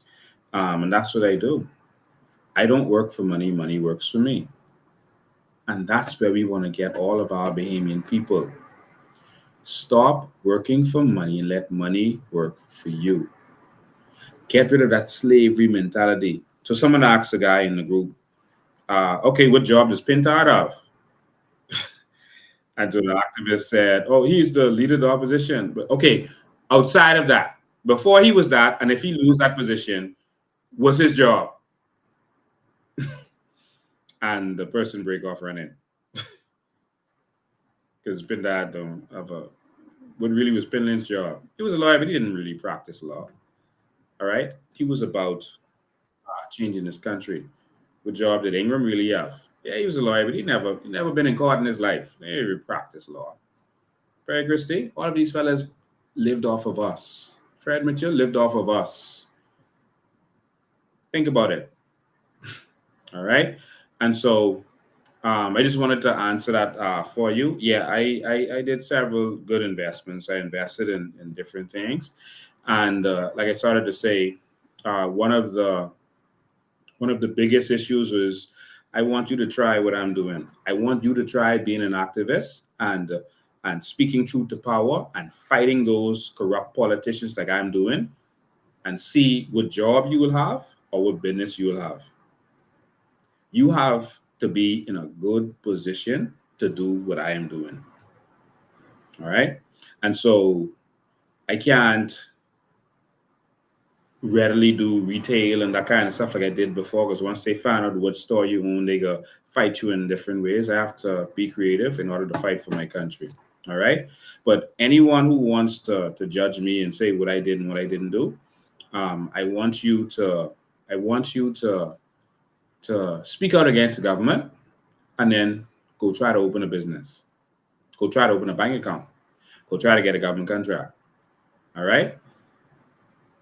I'm sacrificing everything I have for this country. And so for those persons who, sharing that around saying, we don't believe you. Now notice they're not bringing anything to refute me or to say that what I said isn't true. What they're doing is saying, yeah, right. Okay. If that's where your level of thinking is, then so be it. But I stand by my history, and I stand by my future, and I stand by the future of this country. I will continue to empower Bahamians, which I've been doing for a very long time. And who doesn't understand it, then so be it. All right. But that's it is what it is. All right. So yes, we did invest that kind of money and even more in different businesses. All right. So this is Kareem Henschel calling now. We'll see what he has to say. Hey, Kareem, how you doing? How you doing? I really understand you. Yeah. So me as a politician, right? In Canada, I doing the same thing you're doing, fighting against the government, the PLP there for now. And you're fighting against us, but yeah, continue. I should wait every day, Lincoln. See that mentality which you're trying to create, that a politician, because you become a politician, that automatically your business can suffer, so you need people to help you and donate to your campaign. That's the same blueprint that Davis them is yours, Ingram them is yours, Christie yours. I don't understand. You gotta repeat that. Say it again? I don't understand what you said just now. I'm saying you said that they asked you about the job situation. As a politician, I am. What you're explaining to me, or trying to explain, you make me feel as if it's okay to not help. It's okay not to be successful in business if you was a politician or an activist. No, why would you say that? Why would you say that? That's what you said. That's not what I'm saying. I'm not talking about being a politician. Let me explain something to you. I had a conversation one time when I was a police officer, and even after with Norman Solomon. And Norman Solomon said, "Boy," he said, "I feel I would have been a billionaire if I didn't fool with politics." He said, "Politics, you're always in this little fighting. They'll always try to block you, etc., etc." And that was a very wealthy man who owned Mademoiselle, Wendy's, and all that kind of stuff. So what I'm saying is, when you are fighting the government on the level that I am, every Bahamian knows. That's why Bahamians are afraid to come out and protest. That's why Bahamians are afraid to speak out. That's why they want to operate in the shadows, because they know that if you speak out, they will victimize you, is what I'm saying. All right. And despite any victimization that any PLP or FNM government has tried to do to me over the last 20 years, they have never succeeded. I have always succeeded, and they never know, how does he keep coming back? Didn't we just do this? Didn't we just burn this place down? Didn't we just block this over here? How does he keep coming back? It ain't me, it's God, my brother. I don't want you to think I sharper than anyone else. And I want to tell you one thing, that 20 years of fighting these fellas, I ain't just talking about being a politician, fighting them, exposing their dirt. I am still here.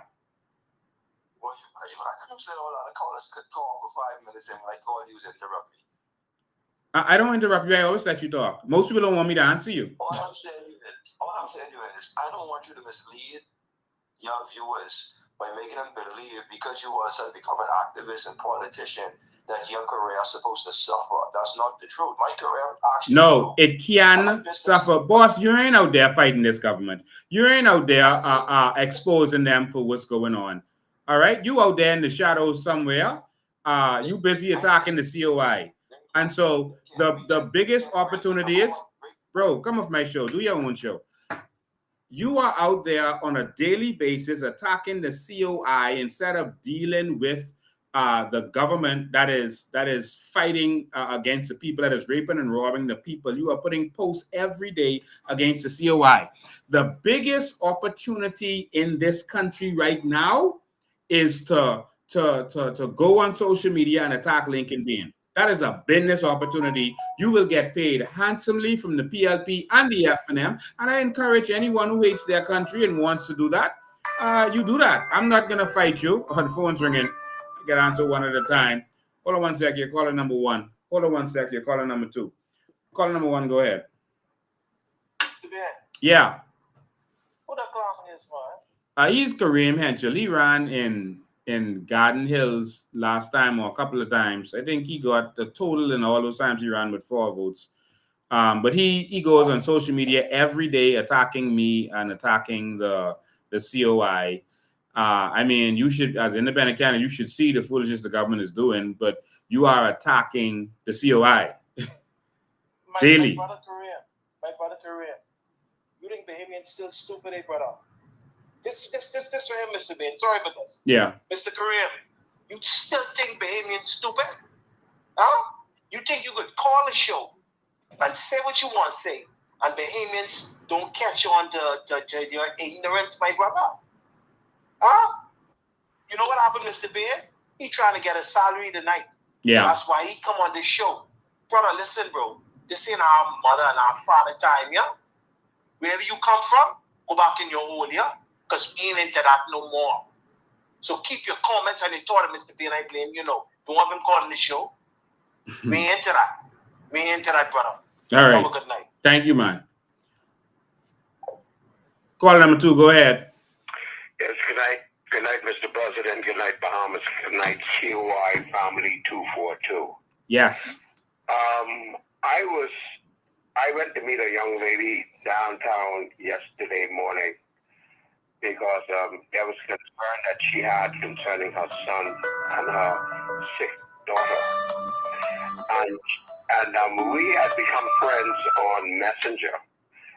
And I was telling her, because she's talking about her concerns, and I asked her if she's a voter, and she said yes, but she haven't voted in a long time because she don't see any difference. And the thing is, she had... Hold on one sec, caller. And the thing is, she had contacted a PLP candidate for Seabreeze.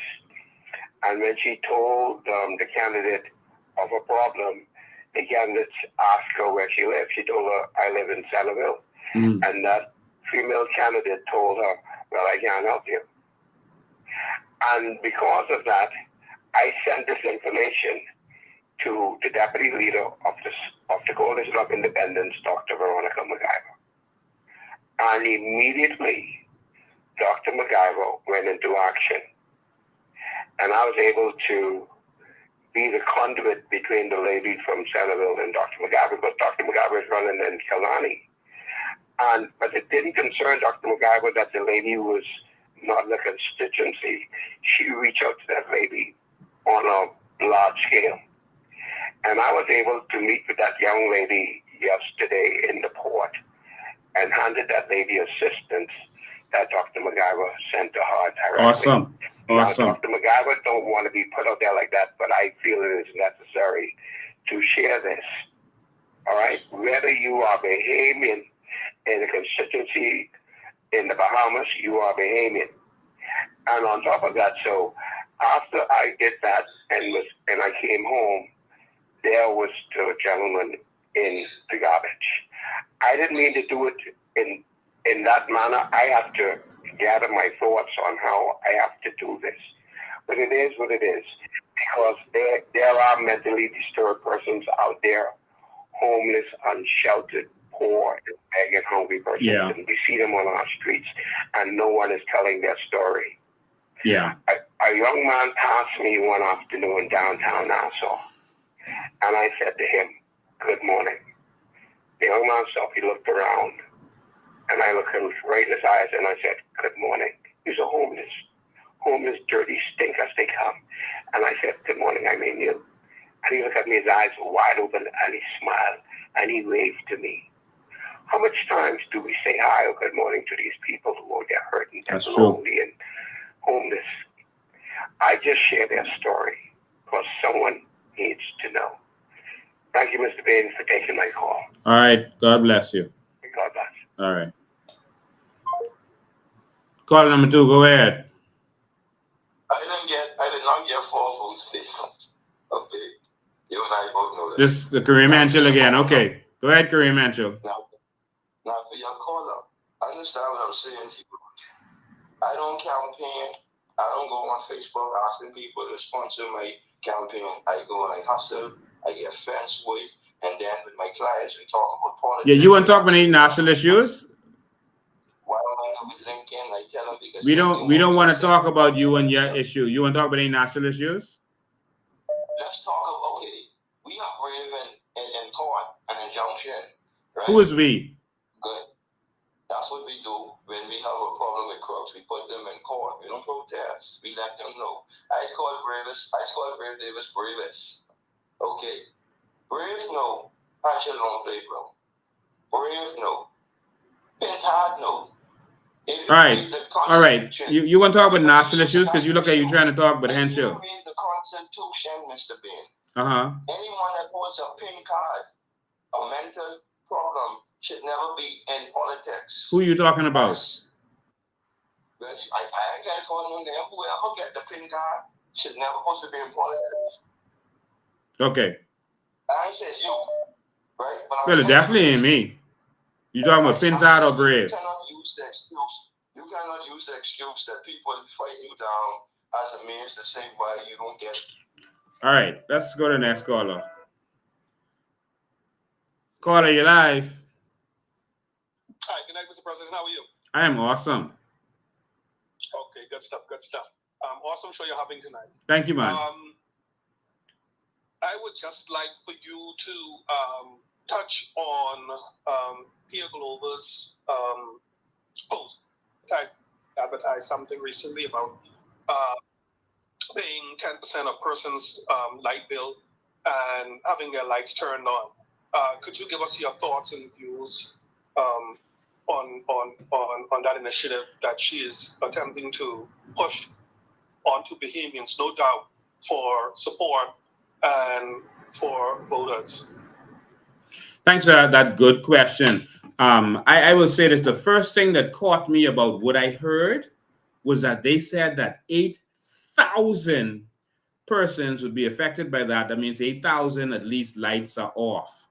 8,000 persons are living in this country without electricity. 8,000. When you start looking at how much people lights are off, and you'll see it, some people say, you should have more people on the live, et cetera, but they ain't got electricity. All they got is their little phone that they may charge in their car if they have a car, and their little data that they can't afford. No one could afford nothing no more. And so 8,000 persons are affected. Now, to talk about them paying 10%, et cetera, that money is going straight to the PLP and F&M. That's going to Focal. They're going to use it as an opportunity because if they just leave the lights off, they ain't getting nothing. But they're going to let you pay the 10% and put you on a payment plan, and that money goes directly to Focal, which is owned by the PLP and F&M. I've shown you documents before. All right. And so that's not a benefit to the Bahamian people. That's not a benefit to us. That's y'all trying to collect money for Christmas. All right. Because y'all already charging us these high, extremely high fees, these high electricity fees, these high fuel surcharges that's going directly to y'all. And so that's the benefit y'all, not these people. Because you're going to turn them right back off when that cycle, hold the line, 1 sec, caller, you're going to turn them right back off. This is not a program to benefit the Bahamian people. Our electricity should be free. That's what the PLP promised, right? Give us our free electricity, not this 10% nonsense. Y'all are letting Frankie Wilson and them do the generation now. All right, they're generating, and then BPL is buying electricity from them and selling it to us. That was the way y'all stole from the Bahamian people. All right, that makes no sense. All right, so even if they lower electricity now, they have raised electricity for the last 3 years. Remember when they say, "Oh, we're never going to let them raise the fuel surcharge. We're never going to let them raise electricity." And then a week later, Brave come and say, "We are raising electricity." They've raised it for all these years by 300%, and then they're going to say you could save $20 and say, "See, electricity bills went down." If you've been charging me 300% more for 3 years, we need to calculate that. After they just call, let's do the numbers. I like numbers. And then we can see what the $20 could do for the next 2 years. And that's not even a real savings. All right, let's go to that. Let me take this call first and then remind me to touch on that. Caller, you live. Hello, how you doing today, Mr. Dan? You say, I am awesome. I call in about the electricity bill, what he was talking about. Right? Yes. Let me break this down to that. See, man, me and you, I travel the world and I be around people who really like controlling the system and was a part of the system. We should not have no problem with electricity, with water, with food, education, healthcare most definitely should have been free. Yeah. Mr. Ben, one of our natural resources could pay every debt we have. Yes. The second natural resources side that could pay the free health care, okay, and give more to the people who come into the country. If we want to help those people, if they come in as a straightforward people coming into the country and willing to help build the Bahamas. You understand what I'm saying? Yep. There's no excuse for this government, the previous government, why the Bahamian people are in debt and why we can't live a single point in Dubai. Yeah. It's no excuse. I don't know why these people keep calling your phone and keep trying to make it excuse for these people and saying this. It's a good thing. Come on, man. They treat us like we charity, like we trash, we dogs. Yeah. We are Bahamian, man. Yeah. Look at their family. Their family got the best cars. Yep. Their family fly out on the best flights and they get the best service. Why are we not living equally? When Sir Independent was in power and I was a young child, my mother used to be proud. Even though she was an F&M and Huberting women up, they used to be proud because at least you know that everybody was equal and all the children could have spent off. Everybody could have get a car, bike. Everybody could have, do you understand what I'm saying to you? Yeah. It was given that we are all equal. Yeah. Well, thanks for your call. I got a run call. I only got like 5 more minutes. Okay, right now it's like I don't know what's going on. Like we have to come together and really see the true facts of this. Yes. The true facts of this that I'm saying to you is that hey, we need a change. Yeah. Thank you, man. Appreciate that. So I want to do this. So there's some people who told me that their light bill went from like 300 that it was used to, and it went up to like 900. Some instances went to like 1200. I have a family member who showed me they have a 2-bedroom. Their light bill went up to 1200. That was on Andres. And so light bills went up ridiculously. And so let's just say it went from 3 to 9. I just give it. I could just be in the middle. I ain't gonna say it went to 1200 or nothing like that. All right. So let's do the maths. All right. So I'll pull this up. So let's say it went from 3 to 9. So that's $600 extra you're paying for light bill a month, because some people went up 300%. All right. Let's just play with numbers. So that's $600 a month extra you paying. All right. $600 a month extra that you're paying. And let's say times 36, because that's 3 years. You've been paying that. That's $21,600. All right, $21,600. All of us together, we could have buy a BEC for that amount of money for all of us together. $21,600 you spend on electricity. Jesus. All right, $21,600. So let's say now they say you're going to save about $20 a month for whatever deal they doing, right? So let's say $20 a month, all right, times 36, all right? So now you will save over, sorry, not 36, or because it's only 2 years. So that's $20 a month times 24. So now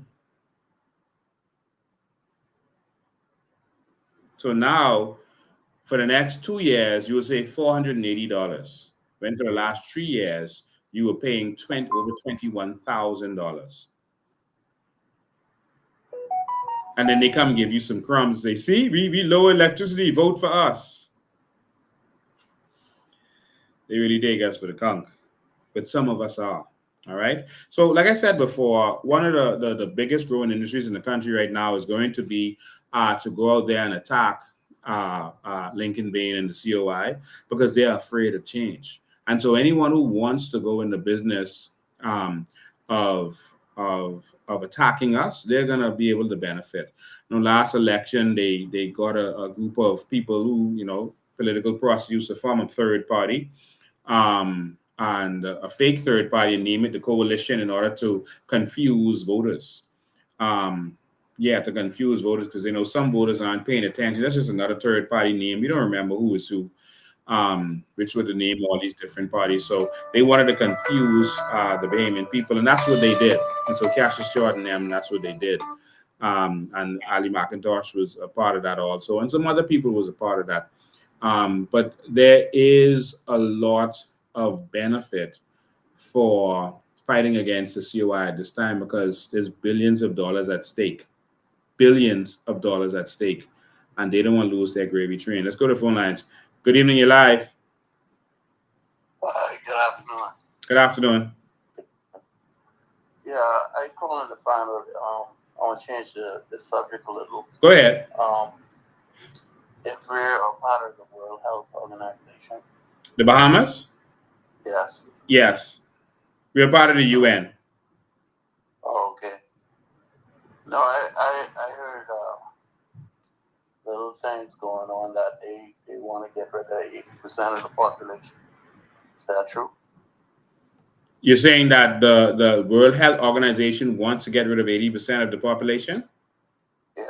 I can't say that is true. I can't confirm or deny that.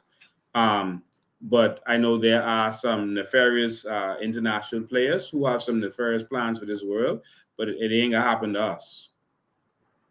Because we're going to have a government that's going to stand up and that's not going to sell out to them. But if we have jelly box, like what you saw Minister do and Brave them do, then it could happen here. But it won't happen here, because you negotiate from a position of strength. Yeah, that was one part of my point. Another thing I want to ask is these companies and who is taking out our natural resources, are they have any ties to BlackRock and Vanguard? We don't know who the players are exactly, who are behind all of these companies, but some of these companies are owned, connected to actual Bahamians, are oligarchs. And so, like, who are doing the Aragonite? BlackRock has shares in almost all of these international companies. So maybe they have shares in Bahama Rock and the parent company there, Marietta. And so maybe they have shares in that. But we know there are international players who own most of what's going on. So like in America, three companies would own almost every industry. So every industry you look at in America, there'll be three main companies that really run each industry, whether it's media, whether it's soft drinks, sports, whatever you look at, there's going to be three companies that own them. And that's how they keep it for the purpose of capitalism. Now, there are countries who have been able to get out of that net, and countries like Dubai, Qatar, United Arab Emirates, Norway, etc., they've been able to stand up for their countries and empower their people because they negotiate from a position of strength and they don't have corrupt leaders. So I just want you to understand, no one forces your country to do anything. What they do is they buy out your leaders. They buy them out, and because they're corrupt and they're looking out for them and their grandchildren, they sell out. That's what really happens. Yeah. Well, that's just why I ask these questions, because I think we still have these people or our oligarchs selling out to certain companies that they don't know about it, but have influence over the government. That's why I feel like the prime minister can't really say what he want to say or do what he want to do. He has to protect their interests. No, because he's sold out. All of them are corrupt and they're part of the same system and they're working together. But let me tell you something. You see, the system doesn't have a problem once you have a value to them. We're not going to stop them from mining in our country. What we're going to do is say, pay your fair share. And they don't have a problem doing that. We're going to say, we want royalties from whatever you're doing. We're not going to stop Bahama Rock from digging. You've been digging all these years. Keep digging. Now you can be digging for us. We're not stopping modern salt from making salt. Keep making salt. But now you can pay us royalties and we get a piece of that. You can be making salt for us. And then we're going to open other salt ponds. We investigated the salt ponds in Long Island, and we're going to open that back up. We've already put in the plan in place to do that. And so we're going to be number one in salt in the world. All right. And so we have certain plans in place that we're talking to persons internationally, experts internationally. We're ready to take this country to the next level. All right. And so any company that wants to come here and mine, if Morton Salts wants to mine, come keep mining, but this is the royalty you got to pay us, and none of them have a problem with that. So, for example, in Saudi Arabia, Shell digs mines for oil. They extract the oil in Saudi Arabia. You know how much Saudi Arabia gets? 85%. Shell takes the 15%. And they have no problem with that. No problem. In Norway, the same thing happens. The oil company takes the smaller percentage. Norway gets 92%, but they allow deductions for expenses, etc. So they keep it around 87%. All right. So these people want to pay their fair share, but the problem is our politicians are only concerned about what they can get under the table. They're not concerned about what the country can get and what the people can get. And that has been our problem. We're going to let them come and mine. Once we explode into the sand business, because we have already identified who we're going to be selling our sand to, Singapore and China needs and America needs other countries. We know what they need the sand for, and we know how to market aragonite and sand to them. All of these investigations are taking place.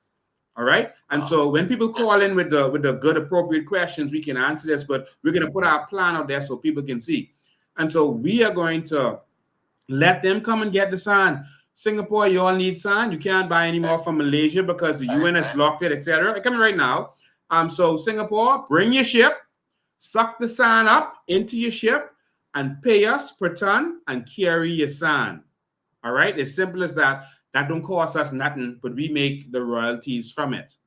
Simple as that. Yeah. And then eventually we use that money, we invest it into more things that we can start processing the sand. We don't need, sorry to be going here, but we don't need to process sand or aragonite to make money. They are selling our sand on the market, and our documentary showed that they are selling our sand on the market right now for mostly around $3,000, $3,500, but up to $7,000 per ton. And we made an agreement for them to pay $2 a ton, and we don't even collect the $2. They're not interested in that. They're interested in under the table money.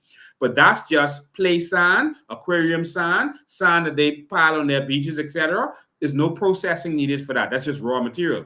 But now when we talk about making glass, making silicone chips, and all the other stuff that you can do with sand, including fertilizer and all that kind of stuff, that's processing. And we can get into all of that as a country, and we can make billions of dollars for our people so that we're not dependent on taxes anymore, taxing our people to death. We're not dependent on borrowing constantly anymore. We're going to be the lender, not the borrower. But we need a government with vision to take us to that next level. Sorry for talking so long. You know, I just wanted to make another point too as well. All of that sounds good and everything. I have an issue that these oligarchs and certain powers around the world don't want to deal with certain set of people, or I didn't want to say it like black people, just to try to get out of here. I feel like they want to just work with their own. That's the issue. Back in the day, that wasn't the case. They just want to work with persons who are willing. Now, all right, those days are not as they used to be back in the day. Sometimes distributors only wanted to deal with white locals to give them the distribution, etc. Because one, they felt like they had business experience, they wouldn't fail, they were credible, etc. And so they would deal with the white businesses, and there was a kind of prejudice, kind of racial element to it. But today, it's more in wherever their money can come from. They don't care. I went into the shoe business one time, right? And I experienced that. I opened a shoe business. It was a very good business, and I was buying a lot of shoes. We made it like a warehouse, and persons were coming and buying shoes like crazy the way we set it up. And at one point I went to one of the suppliers, and the supplier told me, said, "Man, there's a company in the Bahamas who've been selling shoes for a long time, and you're messing up their business. So you need to lower your prices." They're like, "We could sell to you, but you need to lower your prices." And I was like, "What do you mean lower my prices? If I'm buying a shoe for $5 and selling it for $20 or $25, I can't raise it higher than that. What's the point of that?" They're like, no. The other people selling for, $40, $50, you got to raise your price.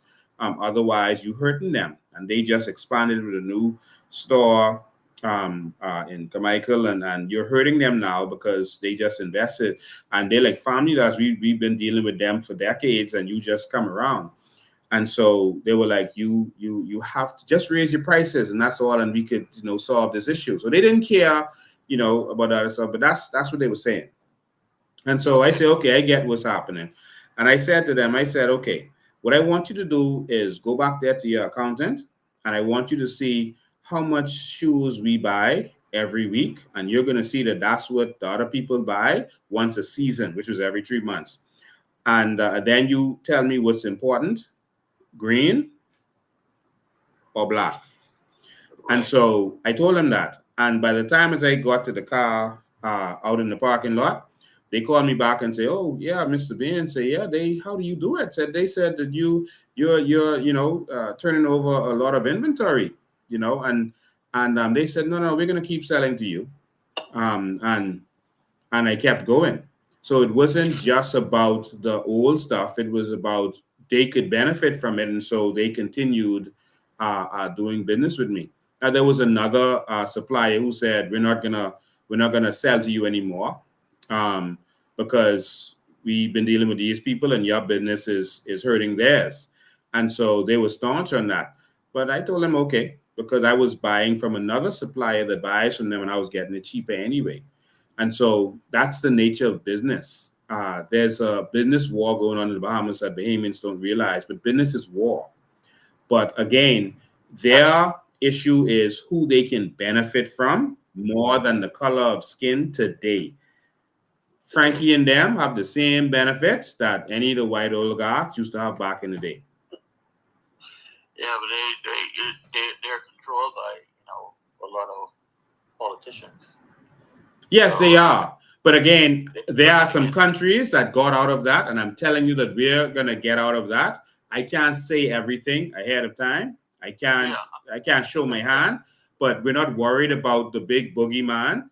All right. They always scare you with this big boogeyman. They say, oh, if you export if you repatriate the illegal immigrants, you know that the UN is gonna make noise. They don't make noise when the Dominican Republic are repatriating them. You ever see them say anything about that? Dominican Republic will grab a million of them and send them home. No one says nothing. All right.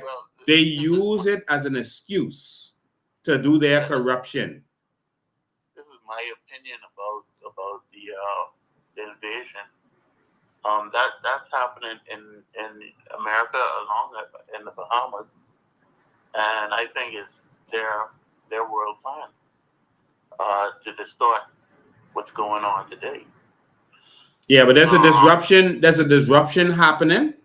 All over the world. There's a disruption happening right now, so no one has a full whole of the world right now. There's stuff going on with BRICS, etc. That's going on, but BRICS also has some issues. People are saying that BRICS is going to crush the U.S. dollar, but they don't necessarily want to do that. That's why you see them dragging their foot, because they have a lot of U.S. dollars, and America has debt with them, etc. So if they crush the U.S. dollar, the biggest problem is now the U.S. can't buy from them, all right, as easily. So I got all of that. I wanted also to say with the but we had that little confusion with the Prime Minister condemning Russia. The Prime Minister, I think, should show a little bit of respect, because for Russia them taking it, they might want to try to blow us up. Be close to America. yeah, it's not that simple. All right, but I know it ain't that simple. All right, but I can leave that right there.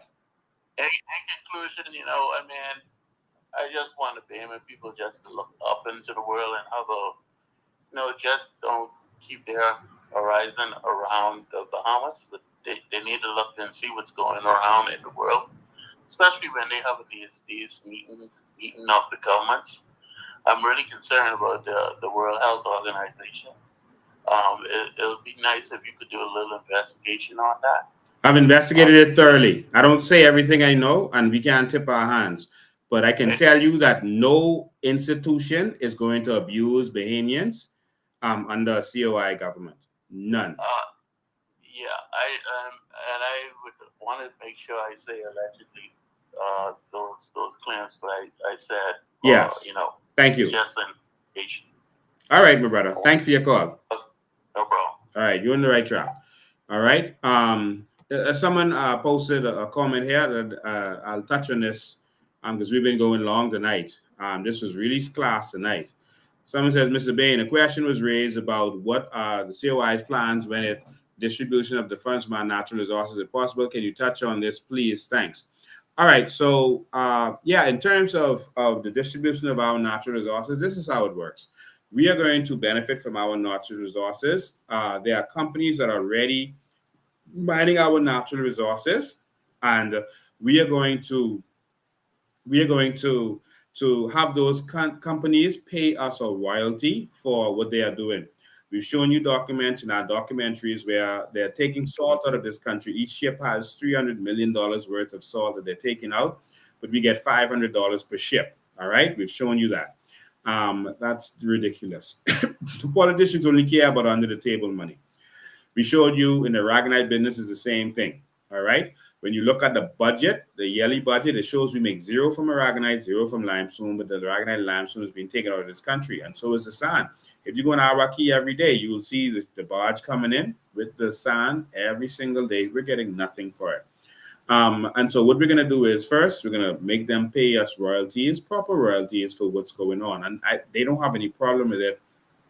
I'm sure of that. All right. And next, we're going to also go into those industries. So we're going to go into the salt industry. All right. There are about 13 salt ponds around the Bahamas. We are going to also produce salt, and we're going to sell salt from the Bahamas. I don't think any salt in the world marketed from the Bahamas is going to sell more than us because it just sounds good. It makes sense. Salt from the Bahamas. And so these are businesses that we're going to go into. It's not just the natural resources. And so for limestone and all these other stuff, we're going to make money from our natural resources. We're looking heavily at natural gas as one of them.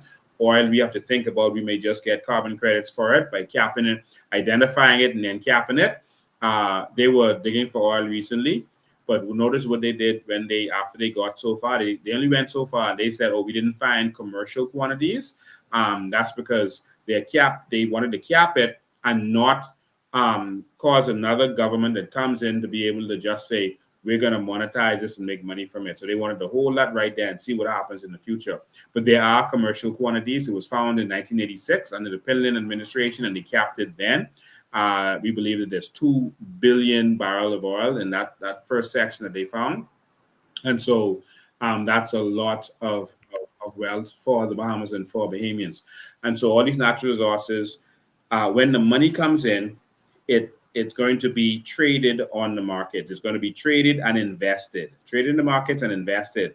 And so the money that is made, let's say you make $100 billion. I just call it numbers. Don't hold me to these numbers. Let's say you make $1 billion. They say, I like to say big numbers. Let's say you make $1 billion from your natural resources for the year. Then you're going to trade that on the markets and invest that. All right. And as you invest that, it's going to have a return on your investment. All right. So that's like Norway. They invested their monies from their natural resources, and they made, while we was having the lockdowns, $280 billion, something like that. Billion with a B, just from the trading of the money they made from it. And so from the return on investment is what you're going to now use to distribute. So the initial principle, I'll call it, for understanding, the $1 billion, you're going to touch that. That stays in your sovereign wealth fund, and it continues to grow. And you make the investment, and then a portion of that investment you take and you make payouts to every citizen, whatever it is that we agree that it should be. And so you make payouts to the citizen, and then you use it for other investments, and you use it, which could be the buying of cruise ships, the buying of resorts, etc. And the money goes to our sovereign wealth fund. And so it's only the profits that goes to the people. And so the money, the original money, just continues to grow the same way that Norway do it. They don't touch the principal. They only touch what they make from the profits, and only a portion of it. And they're only allowed to invest a certain amount, so they're not risking the whole 1 billion. All right. So I hope that makes sense. Now, when that comes in, it goes to every single Bahamian. One of the first things we're doing is taking over the Bank of the Bahamas, and we're going to use that so that through competition, we can decrease these banking fees and all this stuff that we have in this country right now that's raping and robbing Bahamians. So right now, there's a lot of fees that we're complaining about, high interest, high fees, and all this kind of stuff. Well, competition will kill that, because if they want to charge these high fees and then there's low or no fees down here at Bank of Bahamas, they're going to be losing. And so through competition, we're going to make sure that Bahamians have access to proper banking. We're going to force Bank of Bahamas to open up in every island. Now, everyone is going to have an account there, a digital account, all right, and a crypto account if they want to, and the monies are going to be distributed to them directly on their account. So when we say a check, that's just symbolically speaking. It's not actually literally going to be a check. It's going to be money that's deposited onto your account. All right. And so there's discussions happening of whether a portion should be done like Singapore. A portion should be held for you to be able to invest. How Singapore got great is not through natural resources. They don't have natural resources. All right. How Singapore got great is they did investments. What they did first was they had an investment fund, like how we have national insurance. Instead of national insurance, they had an investment fund where every Singaporean, a part of their paycheck went to this investment fund. And you could only use it for investment, which included buying a house, but just investment. All right. They discouraged persons from buying a house early because they want you to invest your money first, because they said house is dead investment. And so so when companies came to Singapore to partner with them to open businesses, they would say, you go on a part and the people of Singapore go on a part, and then you have the money accessible because they force you to save it to be able to invest. And now 1 in 6 households in Singapore has $1 million in cash because of these policies that they put in place. And so these are some of the things that we're looking at this time. All right. I'm trying to put all of this in a nutshell and make it very simple and easy, but it's very doable for Bahamians to be able to get what is theirs. All right. And we're gonna continue to educate you as we go on. We did a long one today. We did almost 3 hours today. That was not my intention, but the conversation was great. And I always enjoy spending my time and my day with you. And we look forward as we go forward with these lives. That's the kind of questions that we want and we need. That's the kind of questions we encourage. We don't want you to just sit down and listen to me, whatever I'm talking about. Ask those questions, the important questions, the deep questions. How are we going to do this? How are we going to do that? We have done proper research. We are spending all of our day and all of our times putting in the effort to make this happen. All right, and so they're not gonna argue on the policies. They're gonna just attack me, Maria, MacGyver, Miss Green. They're gonna just attack us because they can't compete with us on the policies because they know that everything that we've been saying is true. If anything I was saying wasn't true, they would have arrested me for defamation or libel a long time ago or sued me. Not once have they done so. Everyone else who speaks publicly, radically or publicly, everyone else has been arrested or sued for their words. I have not, because whenever I speak the truth, and the truth needs no defense. Think about that. As much as they say Lincoln this, Lincoln that, if they had anything on me, as much as they tried to destroy me, they would have taken me out a long time ago. But here I am. And so, yes, they have their plots, what they want to try to do before election, and they're going to try to find some way to discredit me, et cetera, et cetera. That's fine. In the meantime, we're going to educate the Bahamian people. And hopefully, if the Bahamian people aren't wise enough to wake up and change this time, maybe some young person will be able to be a part of that rebellion and the revolution. And they will remember that there was a man called Lincoln Bain who believed that Bahamians could be put first in this country. There was a man called Lincoln Bain who believed that all of us could benefit and no Bahamian had to suffer in this country. That there was a man called Lincoln Bain, and if we had listened to him, we would have still been the majority in this country. There's a man called Lincoln Bain who loves this country and who loves his people and who is willing to fight and sacrifice everything. Ladies and gentlemen, thank you for tuning in. This has been a nice one, a long one. I've already had my ice cream for the day, so that's why I could have gone along with y'all. I didn't run you all today because I had my ice cream. This that Talente Butter Pecan. I shouldn't be advertising them, but this is amazing. All right, that was a free advertisement for them. I sorry, but that was amazing. So that gave me the energy to keep going with y'all for 3 hours today. All right, so God bless you all. I love you all. Y'all stand with us and fight. Remember to fund the movement. All right. Every movement has to be funded, and so you can go here, and this will take you. This link is on all our social media pages now. As I press it, and if you're in the Bahamas, you can use that link right there, and you can fund the movement. Come on, guys, we got to make this happen. As Kelly said, Butter Pecan is our favorite. Love it, love it. And this is the other link. You can also go there if you're in the Bahamas or abroad. That's GoFundMe, and you can fund the movement. We're going to be coming to Abaco. For those of you who missed that, we're coming to Abaco. We're going to be in Abaco on Saturday. And so we're having an event on Saturday in Abaco. And so we want all of you to come out. We are having our candidates launch, our Abaco candidates launch. We're going to launch our 2 candidates in Abaco. So we've already launched 19 candidates. So now this is going to be 2021. And we have some more. We've already ratified some, and we're waiting to announce them at the appropriate time. So that's 2021. That's enough to take the government. So be serious. All right. And so we're going to keep announcing candidates as we go. So Abaco, that is November 9th. That's Saturday at 9 p.m. Saturday at 9 p.m. at the Marsh Harbor Library. All right. And so also November 2nd is the day I usually like to take off because it's a day that has always been a rough day for me. It's a day that I lost my father. It's a day that I lost my father, who was the love of my life, um, who taught me, everything I know. And he was crippled, but he taught me to be a fighter and not make any excuses. Any excuses. I have no excuses in this life. And some people say, oh, yeah, you managed to have so much drive and fearless, etc. I watched my crippled father be the captain of a mailboat when he couldn't walk, while other crippled people in this situation was on the corner begging. When he couldn't do that anymore, he was driving taxi, couldn't get out of the car. And so I make no excuses. Henry Alexander Bain, Captain Henry Alexander Bain, is my father.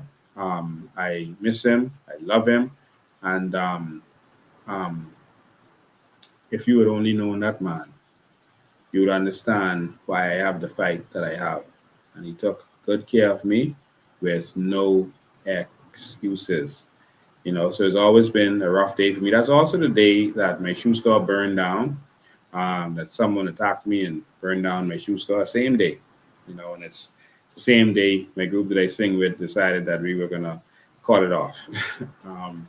And so that day is normally a rough day for me, particularly because my father passed away on that day. And every year, I prefer to take that off, but this year I couldn't. We had to go and fight for the people and continue doing what we have to do. But if you still have your father and your mother in your life, appreciate them, fight for them, and honor them by building the new Bahamas. They worked and toiled this land for us to be owners of this, and we have to honor them by doing what is right, doing what is right. Let's transform this Bahamas. They educated us, they sacrificed for us so that we could get there. So much to talk about, so little time. All right. God bless you. We love you. Abaco, see you on Saturday. Everybody come out. Make sure you're there. Don't be scared. Come out. There's no way we could let the PLP and FNM get back in Abaco. No way.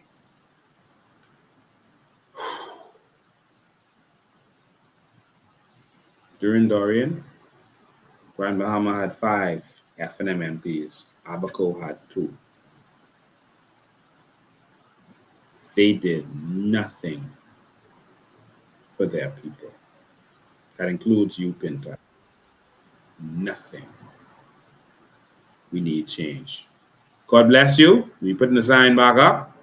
And again, if Brave take it down, we can put it up in front of the Prime Minister's office. And then they take it down again, we can put it everywhere.